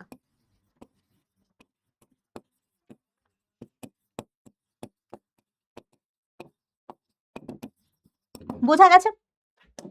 এবারে আমাদের এই দেখো পরিবেশ বান্ধব শক্তির কি বলা হয়েছে, এটা হচ্ছে আমাদের ইকো ফ্রেন্ডলি এনার্জি। এর প্রয়োজনীয়তা কি? যাতে পরিবেশটা একদম সুরক্ষিত থাকে, যাতে শক্তি সংকটের জায়গায় পৌঁছাতে না হয়, এমন যাতে না হয় যাতে পুরোপুরি প্রচলিত শক্তিগুলোর ভান্ডার ফুরিয়ে গেছে আর নেই, যার ফলে কিন্তু মানে আমাদের যে দৈনন্দিন জীবন থেমে যাবে। কারণ পুরোপুরি ইকো ফ্রেন্ডলি এনার্জির ওপরে আমরা ডিপেন্ডেন্ট হতে পারি না, ঠিক আছে? তাই এদেরকে আমাদের পৃথিবীকে বাঁচাতে গেলে বা পুরোপুরি জীবজগৎকে মানে সুনিয়ন্ত্রিতভাবে চালনা করার জন্য এই এই শক্তি উৎসগুলোর ব্যবহার করা কিন্তু একদমই দরকার। মানে ইমিডিয়েটলি এদের ব্যবহার বৃদ্ধি কিন্তু খুবই প্রয়োজন। আর হ্যাঁ, এখনকার দিনে ব্যবহার বাড়ছেও আস্তে আস্তে। দেখ এখন কলকাতার দিকে সমস্ত স্ট্রিট লাইট কিন্তু সোলার প্যানেল লাগানো রয়েছে, সৌরশক্তিকে কাজে লাগিয়ে বিদ্যুৎ উৎপাদন করে সেখান থেকে লাইট জ্বালানো হচ্ছে। তাছাড়া কোনো ক্ষেত্রে কোনো বাড়িতে, হ্যাঁ এটা একটু কস্টলি অফকোর্স, কারণ সোলার প্যানেলের দাম অনেকটা বেশি, তো এটা একটা ডিসঅ্যাডভান্টেজ। বাট কিন্তু এখনকার দিনে এর ব্যবহার কিন্তু বাড়ছে আস্তে আস্তে। হ্যাঁ হয়তো কম সে রেটে বাড়ছে না, কিন্তু হচ্ছে, ব্যবহার করা যাচ্ছে, হচ্ছে আর কি। তো যাই হোক, এবারে আমাদের পড়তে হবে হচ্ছে, দেখো এবার হচ্ছে আমাদের হিরোদের আগমন। কারণ কয়লা, পেট্রোলিয়াম এরা হচ্ছে এত বেশি ব্যবহারের ফলে ওদের দেখ মুখ কত ছোট হয়ে গেছে। ওরা ভাবছে যে এ বাবা, আমরা তো একটা টাইমে শেষ হয়ে যাব। তখন হিরোরা এসে বলছে যে চিন্তা করিস না, আমরা তোর পাশে আছি, তোদেরকে আমরা শেষ হতে দেব না। আমরা যতদিন আছি, আমরা যদি ইকুয়ালভাবে ব্যালেন্স করে যদি ব্যবহার হই, আমরা দুজনকেই যদি ব্যবহার করে মানুষ, তাহলে কিন্তু তুই কখনো শেষ, ও বলছে ওকে যে তুই কখনো শেষ হবি না। যদি আমাকেও কিন্তু যদি মানুষ ব্যবহারযোগ্য করে তুলতে পারে, তাহলে তোরাও থাকবি, আমরাও থাকবো ইকুয়ালি পৃথিবীকে, এবং পৃথিবীর শিল্প থেকে শুরু করে পুরো উন্নত প্রযুক্তিকে আমরা ধরে রাখতে পারবো। এবং এই হিরোরা কারা? এই হিরোরা হচ্ছে সৌরশক্তি, বায়ু শক্তি, জোয়ার ভাটা শক্তি, বায়োমাস শক্তি এক্সেট্রা। ঠিক আছে, দেখ লেখা আছে এদের অফুরন্ত, এদের রয়েছে ভান্ডার, এরা ব্যবহার করা যায় বারবার, এদের থেকে পরিবেশ সব কোনো গ্যাস উৎপন্ন হয় না, কোনো ক্ষতিগ্রস্ত করে না। এরা হচ্ছে কে? সৌরশক্তি, বায়ুশক্তি, বায়োগ্যাস শক্তি এক্সেট্রা। ঠিক আছে, আচ্ছা এবারে আমাদের প্রত্যেকটা শক্তি উৎস সম্পর্কে একটু জানতে হবে। প্রথমেই আমরা জানবো যে সৌরশক্তি সম্পর্কে। দেখ আমরা নর্মালি জানলাম যে সমস্ত শক্তির উৎস কিন্তু আলটিমেটলি সূর্য। এই যে পৃথিবীতে যদি সূর্য না থাকতো, বা এই যে আমাদের সৌরজগতে যদি সূর্যের উপস্থিতি না থাকতো, তাহলে কখনোই পৃথিবীতে প্রাণের অস্তিত্ব বজায় থাকতো না। কারণ উদ্ভিদরা সূর্যের উপর ডিপেন্ডেন্ট। উদ্ভিদরা না থাকলে আমরা কি খেতাম, কোথা থেকে শ্বাসকার্য নিতাম, হতো না কখনোই। তো আমরা কিন্তু ইনডাইরেক্টলি, মানুষ কিন্তু ইনডাইরেক্টলি উদ্ভিদের ওপর ডিপেন্ডেন্ট, আর উদ্ভিদ ডিরেক্টলি আমাদের একদম সূর্যের ওপর ডিপেন্ডেন্ট। এবার মানুষ চিন্তা করলো এরকম ইনডাইরেক্টলি ডিপেন্ডেন্ট হওয়ার থেকে আমরা একটা কাজ করতে পারি, সূর্যকে ডিরেক্টলি কি করে ইউজ করতে পারি, মানে সৌরশক্তিকে, সূর্যকে বলবো না, সৌরশক্তির মধ্যে মেনলি তাপ আর আলোক শক্তি, কারণ সূর্য থেকে আমরা মেনলি তাপ আর আলোক শক্তি পেয়ে থাকি। তো ডিরেক্টলি কি করে আমরা কোনো যন্ত্রের ব্যবহারের মাধ্যমে আমরা সৌরশক্তিকে ইউজ করে ডিরেক্ট বিদ্যুৎ উৎপাদন করতে পারি। আমরা তো ইনডাইরেক্ট ডিপেন্ড করছি বেঁচে থাকার জন্য, ডিরেক্টলি কি করে ব্যবহার করতে পারি, তার জন্য আবিষ্কার হলো হচ্ছে সোলার প্যানেল। এই দেখতে পাচ্ছিস, অনেকেই হয়তো দেখেছিস ব্ল্যাক টাইপের হয়, এরকম খন্ড খন্ড খন্ড খন্ড হয় অসংখ্য। এই যে দেখতে পাচ্ছিস, এই যে এক একটা, এই যে খন্ড, এই এক একটা খন্ড হচ্ছে এক একটা সৌরকোষ বলা হয়। দেখ এই যে ছোট ছোট ছোট ছোট দেখতে পাচ্ছিস, এগুলি এক একটা খন্ড, এরকম আয়তাকার, এই একটা, এগুলো হচ্ছে বিভিন্ন খণ্ড। এগুলোকে এক একটাকে বলা হয় সৌরকোষ। এরা কি? এরা হচ্ছে সৌরকোষ। অসংখ্য সৌরকোষ পরপর লাগিয়ে আমরা সোলার প্যানেল তৈরি করি, ঠিক আছে? এবং স্বাভাবিকভাবে একটা সৌরকোষ দিয়ে তো আর মানে সোলার এনার্জিকে কাজে লাগিয়ে বিদ্যুৎ উৎপাদন করা পসিবল না, এরকম অসংখ্য পরপর লাগাতে হয়, ঠিক আছে? কিন্তু এটা একটা ডিসঅ্যাডভান্টেজ রয়েছে, এটা তৈরি করতে বেশ কস্টলি। কিন্তু অ্যাডভান্টেজও রয়েছে। এরা হয়তো প্রথমে উৎপাদনে একটু খরচাপাতি হয়, ঠিক আছে, সেই সময় হয়তো একটু পরিবেশ দূষণ হয়, কারণ তখন কয়লার ওপর, কারণ তাপ শক্তির ওপর ডিপেন্ড করতে হয়। তো তখন একটু শক্তির উৎপাদন, এইটা উৎপাদনের ক্ষেত্রে হয়তো একটু পরিবেশ দূষণ হচ্ছে বা কিছু পরিমাণ টাকার ইনভেস্টমেন্ট হচ্ছে, বাট এদের কিন্তু অনেক দিন লংজিভিটি, মানে এরা বহু বছর, ধর 10-15 বছর ধরে এরা কিন্তু কাজ করে। ভাব একবার প্রোডাকশন করা হলে যদি আমরা বহু বছর ধরে এদেরকে ইউজ করতে পারি কোনো রকমের পরিবেশ দূষণ ছাড়া, সেটা একটা অ্যাডভান্টেজ দিক, সেটা একটা ভালো দিক, তাই না? তাহলে এই যে সোলার এনার্জিকে বা সৌরশক্তির মধ্যে মেনলি কে আছে? সৌরশক্তির মধ্যে আমরা মেনলি দুটো শক্তিকে বলে থাকি, একটা হচ্ছে তাপ শক্তি, আরেকটা হচ্ছে আলোক শক্তি।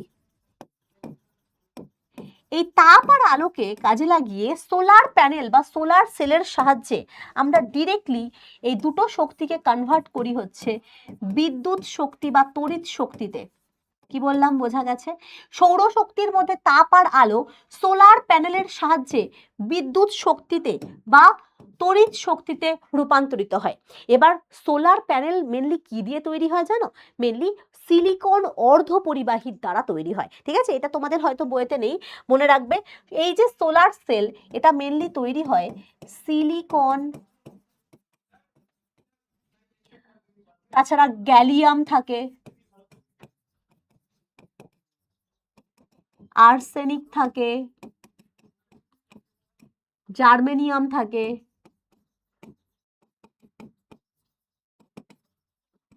এই সমস্ত পদার্থ দ্বারা তৈরি হয়, এদের দ্বারা তৈরি করা হয়, ঠিক আছে?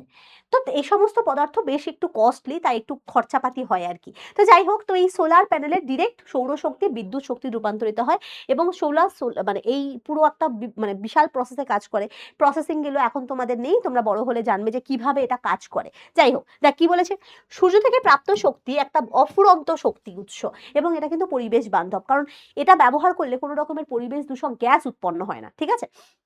আধুনিক প্রযুক্তিতে এদেরকে আমরা সৌরশক্তিকে কেন্দ্রীভূত করে প্রচুর পরিমাণে তাপ উৎপাদন করতে পারি বা সেই তাপ থেকে আমরা বিদ্যুৎ উৎপাদন করতে পারি এবং সেই বিদ্যুৎকে আমরা ব্যাটারির মাধ্যমে স্টোর করে কাজে লাগিয়ে আমরা কিন্তু বিভিন্ন বাতি হেনা তেনা, মানে বাল্ব হেনা তেনা, ফ্যান ইত্যাদি বিভিন্ন রকমের দৈনন্দিন লাইফ কিন্তু করা যেতে পারে, ঠিক আছে?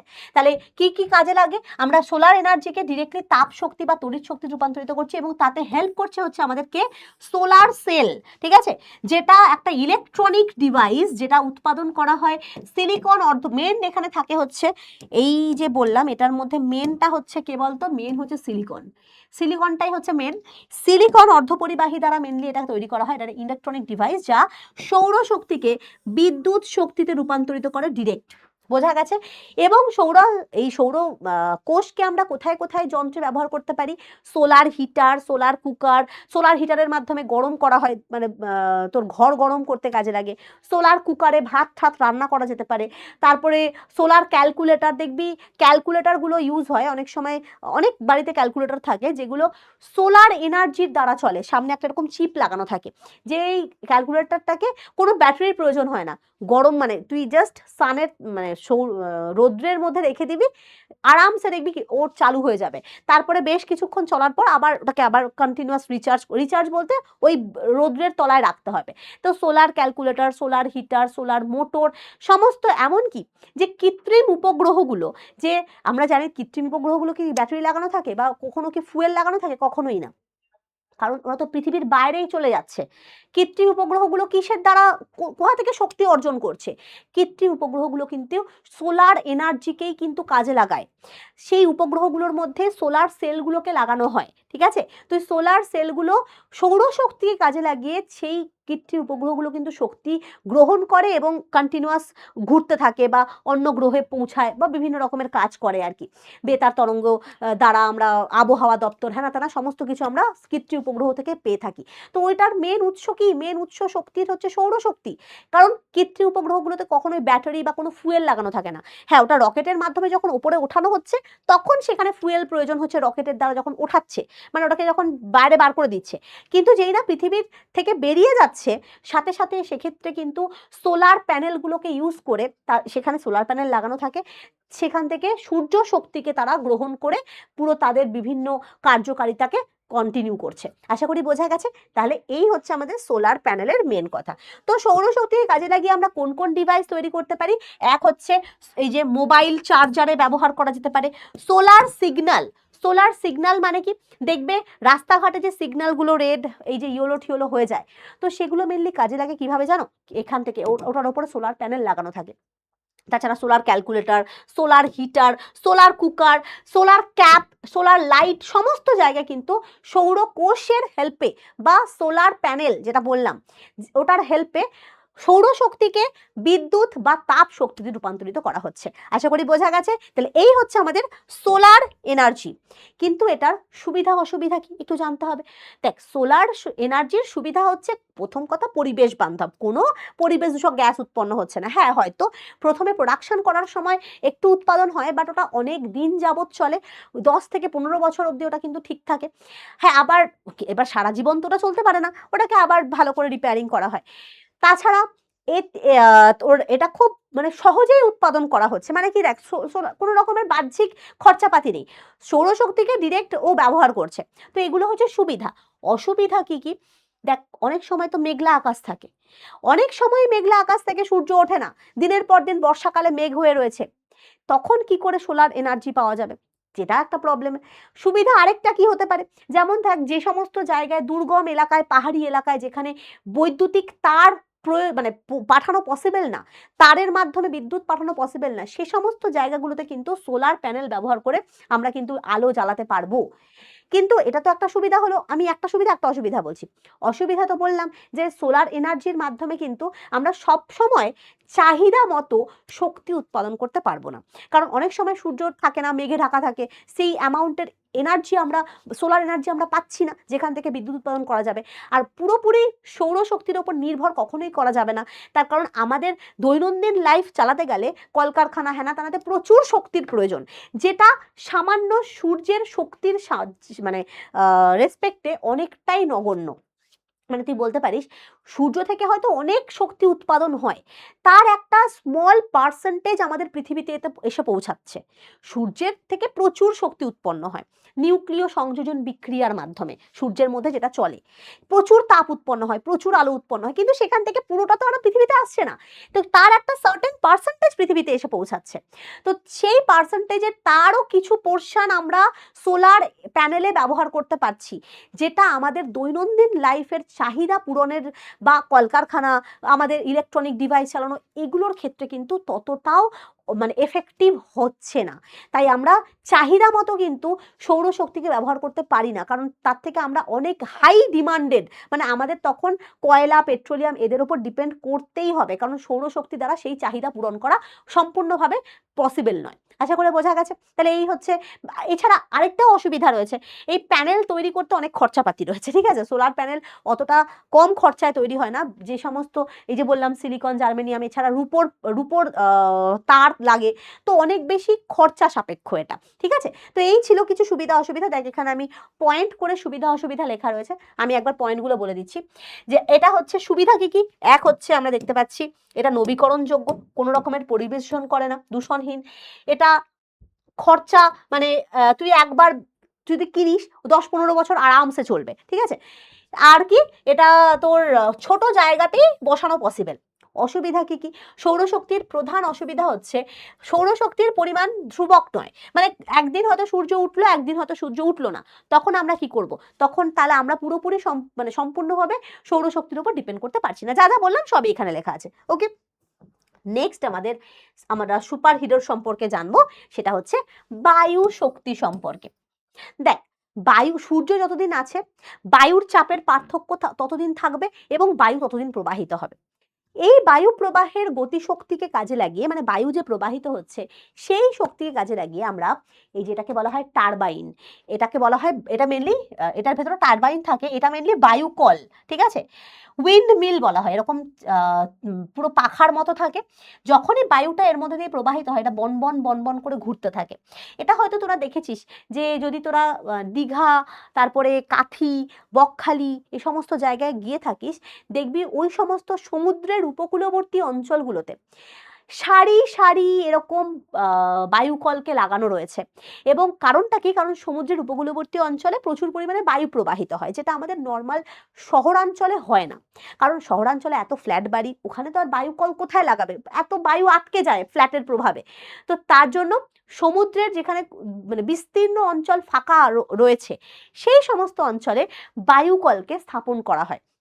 যখনই বায়ু প্রবাহিত হয় এটা এরকম বনবন করে ঘুরতে থাকে এবং এর ঘূর্ণনের ফলে এটার সাথে থাকে হচ্ছে একটা টারবাইন। এই টারবাইনটা ঘোরে এবং সেখান থেকে উৎপন্ন হয় হচ্ছে এই যান্ত্রিক শক্তির মাধ্যমে রূপান্তরিত হয় বিদ্যুৎ শক্তি। তাহলে এখান থেকে আমরা বিদ্যুৎ শক্তি রূপান্তরিত করব। দেখতে পাচ্ছিস যে এখানে টারবাইন ঘোরানো হয়, ঠিক আছে, কি করে? কারণ বাতাসের প্রবাহকে কাজে লাগিয়ে, প্রবাহমান বাতাসকে কাজে লাগিয়ে এই বায়ু, এটাকে বলা হয় বায়ুকল, ঠিক আছে, এই বায়ুকলের মধ্যে থাকা এই পাখাটা ঘুরতে থাকে, যার ফলে টারবাইন ঘোরানো হয়। যেই টারবাইনের ঘোরানোর ফলে যান্ত্রিক শক্তি বিদ্যুৎ শক্তিতে রূপান্তরিত হয়। এইভাবে আমরা বায়ু শক্তিকে কাজে লাগাই এবং এটা মেনলি স্থাপন করা হয় সমুদ্রের উপকূলবর্তী অঞ্চলে। কারণ ফাঁকা জায়গা লাগে, কারণ যেখানে বায়ু প্রবাহ বেশি পরিমাণে হচ্ছে সেখানেই কিন্তু বায়ুকলকে আমরা স্থাপন করবো। স্বাভাবিকভাবে যেখানে বায়ু প্রবাহ হচ্ছে না সেখানে আমি তো এই বায়ুকলটা তো ঘুরবেই না। তো মাথায় রাখতে হবে বায়ু প্রবাহের মিনিমাম যে স্পিডটা, মানে মিনিমাম বায়ু প্রবাহ হতে হবে 15 kilometre per hour. 15 kilometre per আওয়ারের বায়ু প্রবাহ প্রয়োজন, বায়ু প্রবাহ প্রয়োজন বায়ু শক্তি উৎপাদন করার জন্য, ঠিক আছে। আর এই যন্ত্রটার নাম কি? এই যন্ত্রটার নাম হচ্ছে বায়ুকল, উইন্ডমিল বলা হয়। এই বায়ুকলের মধ্যে কি হয়? এই বায়ুকলের মধ্যে বায়ু শক্তি বা বায়ুর গতি শক্তি বলতে পারো, বায়ু শক্তি রূপান্তরিত হয় বিদ্যুৎ শক্তিতে, ঠিক আছে। এইভাবেই আমরা কারেন্ট, ইলেকট্রিসিটি বায়ু শক্তিকে কাজে লাগিয়ে করে থাকি, ঠিক আছে। এবার এটার কিছু সুবিধা অসুবিধা রয়েছে, সেখানে তো আসবো, কিন্তু তার আগে আমরা মনে রাখবো যে এটাতে মিনিমাম 15 কিলোমিটার পার আওয়ার কিন্তু বায়ু প্রবাহের প্রয়োজন। আচ্ছা, সুবিধাগুলো আগে জেনে নিই। ফার্স্ট হচ্ছে কোনো রকমের, দেখতেই পাচ্ছিস একবার একটা বায়ুকলকে আমরা স্থাপন করব, বহু বছর ধরে এটা কাজ করবে। তারপরে কি, বায়ুকলের জন্য ফাঁকা জায়গা প্রয়োজন এবং সেই ফাঁকা জায়গার নিচে, মানে বায়ুকলের নিচে আমরা চাষাবাদ করতে পারবো, ভালো কথা সেটা। তারপরে কি, কোনো রকমের বায়ু দূষক গ্যাস উৎপন্ন হচ্ছে না। আর বায়ু তো আজীবন প্রবাহিত হবে যতদিন সূর্য রয়েছে, ঠিক আছে। তো বায়ু যতদিন প্রবাহিত হবে বায়ু শক্তি ততদিন আমরা ব্যবহার করতে পারবো, অফুরন্ত ভান্ডার, কখনো ফুরাবে না এটা। কিন্তু এগুলো তো সুবিধা হলো, অসুবিধা কি কি? ধর এই বায়ু শক্তি, এই তো বায়ুকলটা ঘুরছে, এর পাশ দিয়ে কোনো পাখি যাচ্ছে, স্বাভাবিক পাখিটার কিন্তু মৃত্যু হবে, এত বনবন করে ঘোরে। তো সেই পাখিটা কিন্তু, বা কোনো রকমের ধর জীবজন্তুর কিন্তু প্রচুর হানিকারক সৃষ্টি করে। কেন? কারণ এই বায়ুর কলের পাখাতে প্রচুর পাখি তার মানে ডানাবদ্ধ হয়ে তারা কিন্তু মৃত্যু ঘটে। তাছাড়া এই বায়ুকল যখন প্রচন্ড জোরে ঘোরে তখন প্রচুর শব্দ উৎপন্ন হয়, যার ফলে শব্দ দূষণ ঘটে। আশেপাশের যে বসতি রয়েছে বা আশেপাশে যদি কোনো তোর পাখি বা কোনো রকমের জীবজন্তু থাকে, তারা কিন্তু প্রচন্ড ভয় পায় আর প্রচুর পরিমাণে শব্দ দূষণ ঘটে থাকে। তাছাড়া কি, বায়ু যে সবসময় প্রবাহিত হবে এতটা জোরে এমন কোনো কথা নেই। সবসময় বায়ুর স্পিডটা যে 15 কিলোমিটার পার আওয়ারের বেশি থাকবে তার তো কোনো মানে নেই। যখন বায়ু প্রবাহিত হবে না তখন এইটা ঘূর্ণন বন্ধ হয়ে যাবে, তখন আর আমি এনার্জি প্রডিউস করতে পারছি না। আরেকটা প্রবলেম কি, সেটা হচ্ছে এই বায়ুকল কিন্তু অনেক ঝড় বাদল, যখন বিশাল কোনো ধর সাইক্লোন আসছে, যেমন রিসেন্টলি আমফান হ্যানা ত্যানা কত রকমের সাইক্লোন টাইপের ঝড় গেল, এই ঝড়ের প্রভাবে এই বায়ুকলগুলো কার্যকারিতা নষ্ট হয়ে যায়, ঠিক আছে, এ ভেঙে যেতে পারে, এর ঘূর্ণন বন্ধ হয়ে যায়, প্রচুর পরিমাণে নষ্ট হয়ে যেতে পারে। আর এটা কিন্তু অনেক খরচা সাপেক্ষ, এই যে এটাকে প্রোডাকশন করা, আর এটার বিস্তীর্ণ এলাকা দরকার। এটা কিন্তু একটা নয়, এরকম সারিবদ্ধ মানে পরপর পরপর অনেক লাগানো থাকে। তো স্বাভাবিকভাবে এদেরকে কিন্তু তৈরি করতে অনেক খরচা লাগে। তো একটা যদি নষ্ট হয়ে যায়, কোনো বিশাল একটা বিস্তীর্ণ অঞ্চলের বায়ুকল ধর খারাপ হয়ে গেছে, তো স্বাভাবিকভাবে প্রচুর খরচা সাপেক্ষ সেটা। তো এগুলো হচ্ছে সমস্ত বায়ু শক্তি উৎপাদনের মানে ডিসঅ্যাডভান্টেজ, অসুবিধা। আশা করি বোঝা গেছে। তাহলে এখানে দেখ লেখা রয়েছে সুবিধা অসুবিধা। তো আমি যা যা বললাম তাই এখানে লেখা রয়েছে, ক্লিয়ার? আর আমি পড়ছি না, নোটস থেকেই তোরা বুঝতে পেরে যাবি। এরপরে আমরা চলে আসব নেক্সট এনার্জি সোর্স, সেটা হচ্ছে ভূতাপ শক্তি।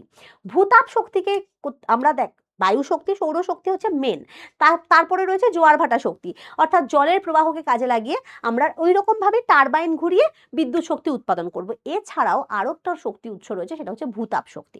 আমাদের পৃথিবীর মাটির তলায় শিলাস্তরের ভেতরে কে আছে জানো? এই দেখো, উত্তপ্ত লাভা ম্যাগমা রয়েছে, দেখা যাচ্ছে নিশ্চয়ই।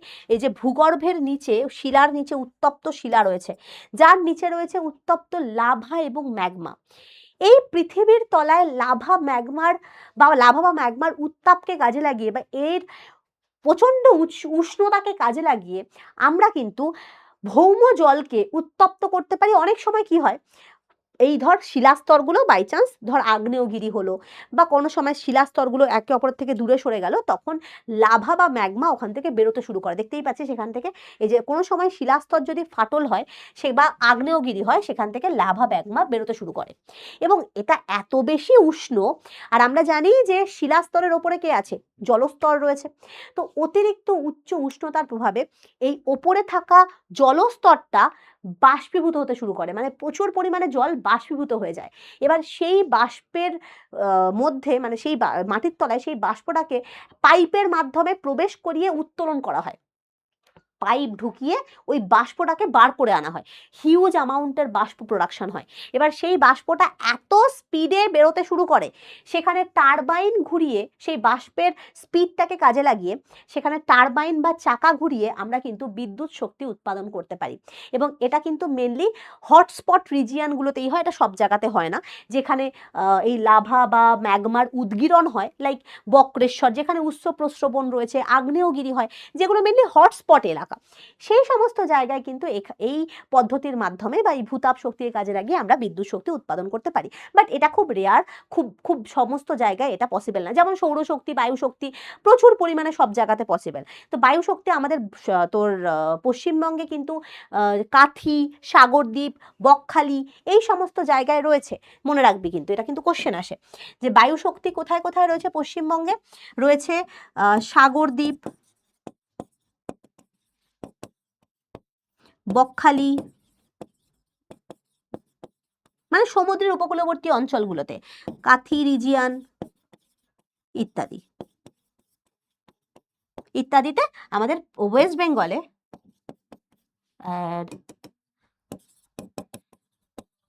বেঙ্গলে এদের রয়েছে, বায়ুকলের স্থাপন রয়েছে। তাছাড়া বাইরেও রয়েছে, গুজরাটের ওখা অঞ্চলে, কচ্ছ উপকূল অঞ্চলে, বিভিন্ন যে সমস্ত সমুদ্র উপকূলবর্তী অঞ্চল, সে সমস্ত জায়গায় বায়ু শক্তিকে কাজে লাগিয়ে আমরা কিন্তু বিদ্যুৎ শক্তি উৎপাদন করি। এরপরে আমরা আসবো হচ্ছে আরো দু রকমের অপ্রচলিত শক্তি। একটা হচ্ছে জোয়ার ভাটা শক্তি, যেটা থেকে জলবিদ্যুৎ উৎপাদন করা হয়। আরেকটা হচ্ছে বায়োমাস শক্তি। দেখ, জোয়ার ভাটা শক্তি কি?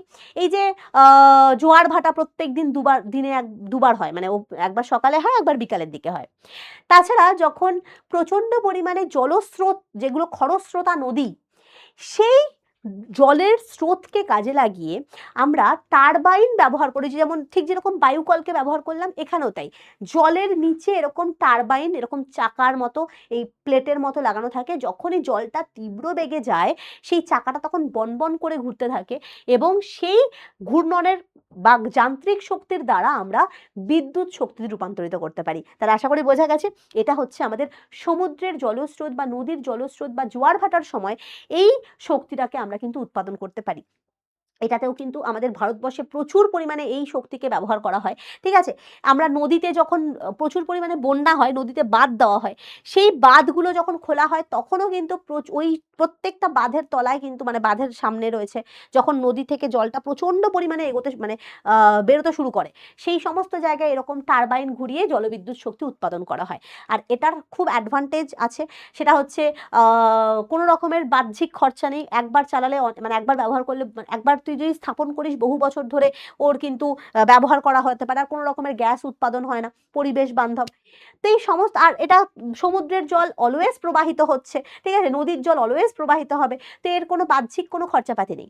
কিন্তু প্রবলেমটা হচ্ছে, অসুবিধা হচ্ছে, এই টারবাইনগুলোর প্রভাবে অ্যাকোয়াটিক যে মাছ, বিভিন্ন রকমের জলজ যে প্রাণীগুলো রয়েছে, তারা কিন্তু অনেক মারা যায়। স্বাভাবিকভাবে এর মধ্যে ধর একটা মাছ চলে এলো, কেটে বেরিয়ে যাবে, তো স্বাভাবিকভাবে প্রচুর পরিমাণে এক্ষেত্রে জলজ প্রাণীদের কিন্তু হানি বা মৃত্যু ঘটতে পারে, ঠিক আছে। তাছাড়া আর কি, এই জলের স্রোতের প্রভাবে অনেক সময় এই যে যন্ত্রের মধ্যে জং পড়ে যায়, মরচে পড়ে যায়, তাহলে কি এদেরকে আবার রিপেয়ারিং করতে হয়, তো এটা একটা খরচা সাপেক্ষ। তো এগুলো সবেরই একটা ভালো দিক একটা খারাপ দিক তো থাকেই, তাই না? সবসময়ই সমস্ত কিছুর একটা ভালো দিক থাকে, একটা খারাপ দিক থাকে। এটা হয়ে গেল জলবিদ্যুৎ শক্তি। এরপর আমরা চলে আসবো আমাদের বায়োমাস শক্তিকে, যাকে আমরা নির্মল জ্বালানি বলতে পারি, ঠিক আছে। নির্মল জ্বালানি কেন বলছে? এই জ্বালানি ব্যবহারের ফলে কোনো রকমের ধোঁয়া উৎপন্ন হয় না, তো এটাকে আমরা জৈব শক্তি বলবো। তো জৈব শক্তি ব্যাপারটা কি? দেখ, আমাদের দৈনন্দিন জীবনে প্রচুর জৈব বর্জ্য পদার্থ নির্গত হয়, লাইক লাইক তরকারির খোসা, ফলমূলের খোসা, প্রাণীদের মলমূত্র, আখের ছিবড়া, প্রাণীরা যখন মারা যায়, আমরা যখন মারা যাব, আমাদের বডি মানে আমাদের যে দেহ, তা এগুলো তো সবই মেনলি বর্জ্য পদার্থের আন্ডারে পড়ছে, তাই না? তো এই সমস্ত বর্জ্য পদার্থ যেগুলো জৈব, অর্থাৎ যারা বায়োডিগ্রেডেবল, মাটির সাথে যারা মিশে যায়, তাদেরকে আমরা বলে থাকি বায়োমাস। আবারও বলছি, সমস্ত জৈব বর্জ্য পদার্থ, সেটা কৃষিজ বর্জ্য পদার্থ হতে পারে, সেগুলো রান্নাঘরের বর্জ্য পদার্থ হতে পারে, প্রাণীর মলমূত্র হতে পারে, বিভিন্ন জৈব বর্জ্য পদার্থগুলোকে আমরা বলে থাকি বায়োমাস। এই বায়োমাসগুলো যখন পচে যায়, অর্থাৎ স্বাভাবিকভাবে এই পদার্থগুলো তো পচে যাবে, এরা তো আর আজীবন, ধর একটা মানুষ মারা গেছে, তো তার বডি কি হয়, কবর দেওয়া হয়, বা আমাদের হিন্দু মতে সেটাকে জ্বালানো হয়, যাই হোক। তো বা ধর এই যে ইঁদুর, কুকুর, এরা যখন মারা যায়, তো বা এদের মলমূত্র, এরা কি হয়, এরা আস্তে আস্তে পচে যায়। তো এই পচতে হেল্প করে কে জানো? কিছু ব্যাকটেরিয়া, যাদেরকে আমরা বলি মিথানোজেনিক ব্যাকটেরিয়া। এই বায়োমাসগুলোর পচনের ফলে, আর এই পচনটা কে করছে হেল্প? মিথানোজেনিক ব্যাকটেরিয়া, বা ব্যাকটেরিয়ার দ্বারা পচনের ফলে বিভিন্ন সন্ধান প্রক্রিয়ায় হোক বা বিভিন্ন প্রক্রিয়ায়, জারণ প্রক্রিয়ায় পচনের ফলে উৎপন্ন হয় এক ধরনের গ্যাস, যাকে আমরা বায়োগ্যাস বলবো। এবং এই গ্যাসটার মধ্যে অধিকাংশ থাকে হচ্ছে মিথেন গ্যাস। আমি বললাম না, মনে আছে, যখন ওই প্রাকৃতিক গ্যাস পড়াতে গেলাম, তখন আমরা বললাম যে মাটির তলায় যখন এই সমস্ত জীবদেহ, উদ্ভিদ দেহ যখন চাপা পড়ে গেছে, তাদের তাদের বডিটা যখন পচে গিয়ে গ্যাস উৎপন্ন হচ্ছে, সেই গ্যাসটা ট্র্যাপড হয়ে গেছে ভেতরে, ওই গ্যাসটা বেরোতে পারেনি, এবং সেটাকে আমরা প্রাকৃতিক গ্যাস বলে থাকবো। ঠিক সেরকমই যখন জৈব বর্জ্য পদার্থগুলোর পচন হয় বিভিন্ন ব্যাকটেরিয়ার সাহায্যে, আরে ওরাও তো গ্যাস উৎপাদন করবে, এবং ওই গ্যাসের মধ্যে মিথেন থাকে, যেটা হচ্ছে একটা দাহ্য গ্যাস, এবং ওই গ্যাসকে আমরা কিন্তু ব্যবহারের উপযোগী করে তুলতে পারি, এবং এটাকেই আমরা বায়োগ্যাস বলবো। তাকে যদি আমরা কালেক্ট করি, রান্নার গ্যাস রূপে, আলো জ্বালাতে, মোটর চালাতে, বিভিন্ন ক্ষেত্রে কিন্তু আমরা বায়োগ্যাসকে ব্যবহার করতে পারি, এবং তাতে আমাদের সুবিধা কি? আমাদের পুরো পরিবেশ বজ্র থেকে মুক্তি পাবে, কারণ স্বাভাবিক বজ্র পদার্থ উৎপাদন হবেই হবে। তো সেই বর্জ্য পদার্থগুলোকে আমরা একটা অন্যরকম পদ্ধতির মাধ্যমে ব্যবহারযোগ্য করে তুলতে পারছি। এমনকি শুধু তাই নয়, যে বায়োগ্যাসই উৎপন্ন হচ্ছে সেটা নয়, গ্যাসটা তো আমরা কাজে লাগাচ্ছি বিভিন্ন জ্বালানি রূপে।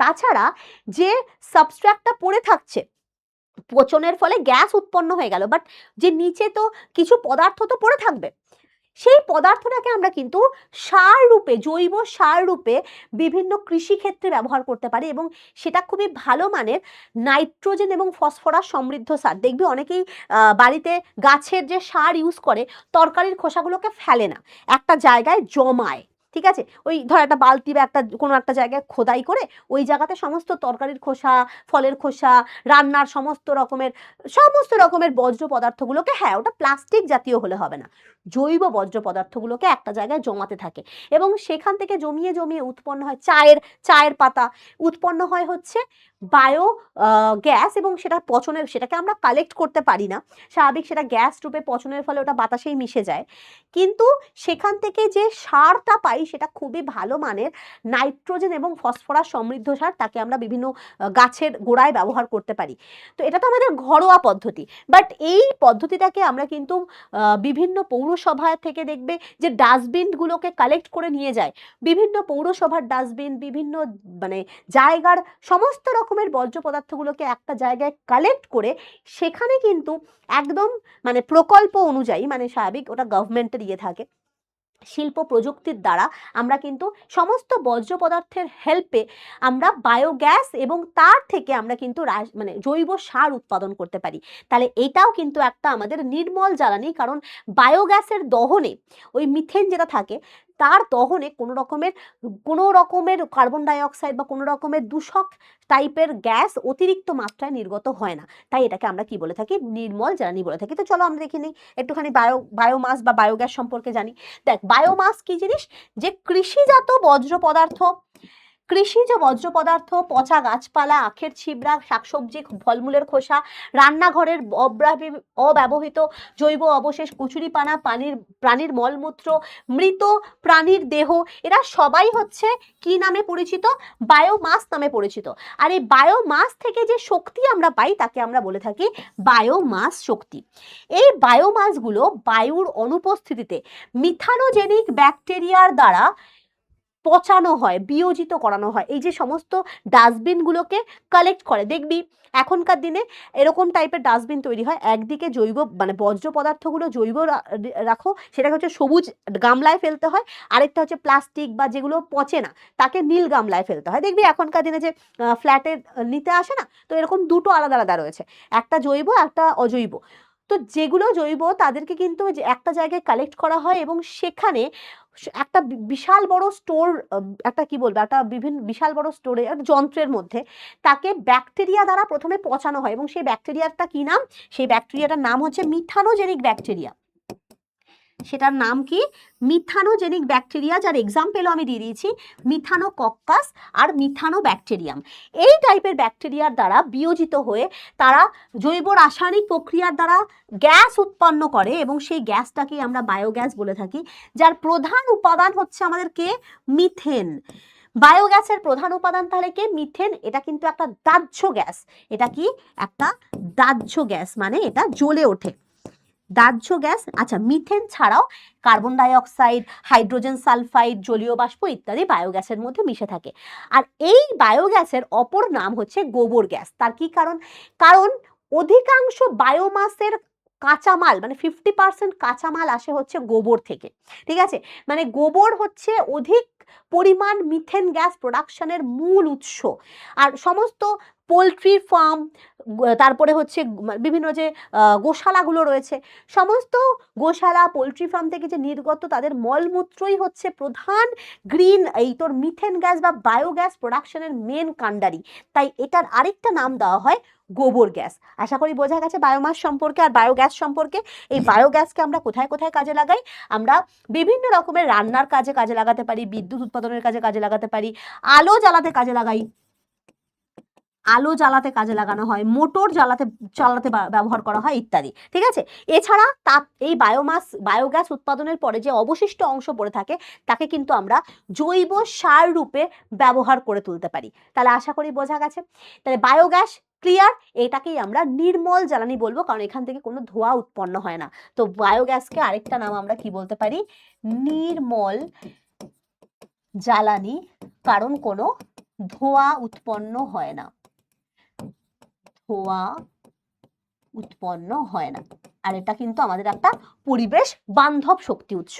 তাহলে আমাদের বায়োগ্যাস সম্পর্কে ক্লিয়ার। এটাকে এখানে বায়োগ্যাসের বেশ কিছু আমি ব্যবহার লিখে দিয়েছি, যা যা বললাম লেখা আছে।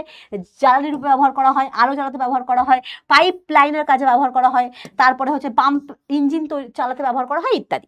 ওকে, তাহলে আমাদের কিন্তু বায়োমাস, বায়োগ্যাস ইত্যাদি ক্লিয়ার। এরপরে আমাদের শক্তি সংকট একটুখানি সম্পর্কে জানতে হবে, যেটা আমি অলরেডি বলে দিয়েছি, যে অধিক মাত্রায় যদি আমরা কয়লা, পেট্রোল, ডিজেল, জীবাশ্ম জ্বালানিগুলোকে ব্যবহার করে থাকি, তাহলে একটা টাইমে এদের ভান্ডার ফুরিয়ে আসবে। এই ফুরানোর ফলে ভবিষ্যৎ প্রজন্ম কিন্তু পুরো একদম মাথায় হাত দিয়ে বসবে, বলবে যে কি গালাগালি করবে আমাদের, যে হ্যাঁ এরা সব ব্যবহার করে ফেলেছে, ফলে আমরা এবার কি করে তা আমাদের শিল্প প্রযুক্তি আমাদের বাড়িতে বিদ্যুৎ উৎপাদন করব, এটা তো হতে পারে না। তো এই অবস্থাটাকে আমরা কি বলে থাকি, শক্তি সংকট বলে থাকি। যাতে শক্তি সংকট না হয় তাই জন্যেই কিন্তু আমরা জীবাশ্ম জ্বালানির ব্যবহারের সাথে সাথে তার বিকল্প রূপে এই সৌরশক্তি, বায়ু শক্তি, পরিবেশ বান্ধব শক্তিগুলোকে ব্যবহার করবো। আশা করি বোঝা গেছে। ওকে, তাহলে দেখো শক্তি সংকটের এখানে আমি ডেফিনেশন লিখে দিয়েছি। তো চলো দেখে নিই কি বলেছে ডেফিনেশনে। বলেছে বর্তমান সভ্যতায় শক্তির বিপুল চাহিদা পূরণের জন্য প্রচলিত শক্তির উৎস যেরকম কয়লা, পেট্রোলিয়াম, প্রাকৃতিক গ্যাস ইত্যাদি যথেচ্ছ পরিমাণে ব্যবহার হয়ে চলেছে, তাই এই শক্তি উৎসগুলো দ্রুত শেষ হয়ে যাচ্ছে। এর ফলে ভবিষ্যৎ প্রজন্ম জীবাশ্ম জ্বালানির অপ্রাপ্যতার কারণে ভয়াবহ পরিস্থিতির সম্মুখীন হবে, এটাকেই আমরা শক্তি সংকট বলবো। এবং এই শক্তি সংকটের মেন বাঁচার একমাত্র উপায় হচ্ছে তুমি জীবাশ্ম জ্বালানিগুলোকে সংরক্ষণ করো। দেখো জীবাশ্ম জ্বালানিগুলো সংরক্ষণ করা উচিত এবং তার পাশে সুনিয়ন্ত্রিতভাবে এদেরকে ব্যবহার করা উচিত, তার পাশে অপ্রচলিত শক্তিগুলোকে ব্যবহার করা উচিত। আশা করি ক্লিয়ার। এবার আমাদের তার জন্য কি কি করণীয়, কি কি কাজ করতে হবে। এক হচ্ছে বললাম জীবাশ্ম জ্বালানিকে সংরক্ষণ করতে হবে। কি করে? আমরা যেটা বাইকে করে যাওয়া দরকার নেই, আমরা হেঁটে যাব, আমরা সাইকেল ব্যবহার করব, যেখানে জীবাশ্ম জ্বালানির ব্যবহার কম সেই দিকে আমাদের নিতে হবে। আমরা লঞ্চের বদলে হস্তচালিত নৌকোগুলোকে ব্যবহার করব। আমরা মিক্সির ব্যবহার না করে আমরা একটুখানি হাতে শিল নোড়ায় বাটবো, মানে নিজেদেরকে সচেতন হতে হবে, আর কিছুই না। তাছাড়া আমাদের এই সচেতনতার সাথে সাথে অপ্রচলিত শক্তি উৎসগুলোর ব্যবহার বৃদ্ধি করতে হবে। আমরা বায়ু শক্তি, জলবিদ্যুৎ শক্তি, সৌরশক্তি এদের প্রচলন আরও বৃদ্ধি করব, যার ফলে যাতে সম্পূর্ণরূপে আমরা জীবাশ্ম জ্বালানিগুলোর ওপরে ডিপেন্ডেন্ট না হই, তাছাড়াও যাতে আমাদের একটা অন্য রাস্তা খোলা থাকে, সেটাও কিন্তু আমাদের ব্যবহার করতে হবে। তাহলে এই সমস্ত জিনিস যদি আমরা চিন্তা করে থাকি, তাহলে আমাদের কিন্তু শক্তি সংকটের হাতে পড়তে হবে না। ঠিক আছে? এবং দেখ এখানে লেখা রয়েছে কাছের রাস্তায় আমরা সাইকেলের বা হাঁটা পথে বেছে নেওয়া উচিত। দিনের বেলায় যাতে আমাদের আলো ব্যবহার করতে না হয়। অনেক সময় দেখবি দিনের বেলায় আমরা লাইট জ্বালিয়ে থাকি, ফ্যান, মানে ধর শীতকালে অনেক সময় ফ্যান চলছে, যখন এসির প্রয়োজন নেই তাও এসি চালিয়ে কাঁথা কম্বল গায়ে দিয়ে ঘুমাচ্ছি। এগুলো মানুষের সচেতনতার একটা অভাব। ঠিক আছে? দিনের বেলায় যাতে আমরা অকারণে আলো পাখা না জ্বালাই, অফকোর্স সূর্যের আলোকে যাতে আমরা কাজে লাগাই, বিদ্যুৎ সাশ্রয়ী ল্যাম্প ইউজ করি, যেরকম সিএফএল, এলইডি। আমরা নর্মাল ডুম বাল্বের বদলে এখনকার দিনে দেখ এলইডি বাল্ব ইউজ হয়, তার কারণ এলইডি অনেক বিদ্যুৎকে সাশ্রয় করে, একটু দাম বেশি বাট বিদ্যুৎ অনেক সাশ্রয় করে, তাই জন্য এলইডি ল্যাম্প ইউজ করা উচিত। তাছাড়া কি আমরা নিজেদেরকে সচেতনতা মানে কখনোই যথেচ্ছভাবে কোনো কিছুই ব্যবহার করা উচিত নয়। ঠিক আছে? এই স্টেপগুলোকে যদি আমরা কাজে লাগাই, এখানে দেখ আরও কিছু স্টেপ লেখা রয়েছে, যাতে আমরা মাটির তলার জলকে না ব্যবহার করে নদীর জলকে ব্যবহার করার মানে ব্যবহারের উপযোগী করে উঠতে পারি। কারণ মাটির তলা থেকে জল তুলতে অনেক বেশি পাম্পের তোর জ্বালানির প্রয়োজন হয়, তো বা ইলেকট্রিসিটির প্রয়োজন হয়। তো তাই জন্য আমরা নদীর জলকে কি করে বিশুদ্ধকরণ করে তাকে কাজে লাগাতে পারবো, সেদিকে মাথায় রাখা উচিত। তাছাড়া আমোদ প্রমোদের দিকে বেশি পরিমাণ শক্তি যাতে ব্যবহৃত না হয়, মানব কল্যাণের কথা ভেবে এটা আমাদের সচেতন হওয়া উচিত। ঠিক আছে? অপ্রচলিত শক্তি উৎসগুলো বা পরিবেশ বান্ধব শক্তি উৎসগুলোকে আমাদের ব্যবহারের পরিমাণ বৃদ্ধি করা উচিত। তাহলে এই কাজগুলো করলে দেখ এখানে আমার লেখা রয়েছে সমস্ত কথাই যা বললাম। তো এই কাজগুলো যদি করা হয়, তাহলে আমাদের শক্তি সংকট থেকে বা ভবিষ্যৎ প্রজন্মকে আমরা এনাফ অ্যামাউন্টের শক্তিকে ভান্ডার বা সঞ্চিত রূপে রেখে দিতে পারবো। ঠিক আছে? তাহলে এই ছিল তোদের টোটাল পরিবেশ বান্ধব শক্তির মেন লেকচার। বাস এটুকুই ছিল। তাহলে আমাদের প্রথম কাজ হচ্ছে পরিবেশের বন্ধু শক্তিকে ব্যবহার করা, অপ্রচলিত শক্তিগুলোর উৎস বৃদ্ধি করা, ব্যবহার বৃদ্ধি করা, যাতে শক্তি সংকট না আসে। বাস জীবাশ্ম জ্বালানির যাতে ব্যবহার কমানো যায়, এটাই হচ্ছে আমাদের এই চ্যাপ্টারের মেন উদ্দেশ্য। আর এটাই তোমাদের মাধ্যমে তোমাদের পরবর্তী প্রজন্ম এবং প্রত্যেকটা প্রজন্মকে যাতে তোমরাও শেখাতে পারো, এটাই হচ্ছে এই চ্যাপ্টারের মেন উদ্দেশ্য। আশা করি বোঝা গেছে। বাস এইটুকুই ছিল তোমাদের এই চ্যাপ্টারটা। আশা করি কারুর কোনো সমস্যা নেই। আর আবারও বলছি, কাদের কবে সেকেন্ড সামেটিভ পরীক্ষা সেটা কিন্তু আমাকে কমেন্টসে জানাবি। আর যদি কারুর কোনো ডাউট থাকে তাহলে আমাকে কমেন্টস করে জিজ্ঞাসা করতে পারিস। ওকে? তো এরপরে নেক্সট চ্যাপ্টার আলো নিশ্চয়ই আমরা খুব জলদি নিয়ে আসবো। তো চলো এই অবধি আজকের মতো tata, thank you, best of luck second সামেটিভের জন্য। ভালো করে পড়াশোনা করো। Bye by.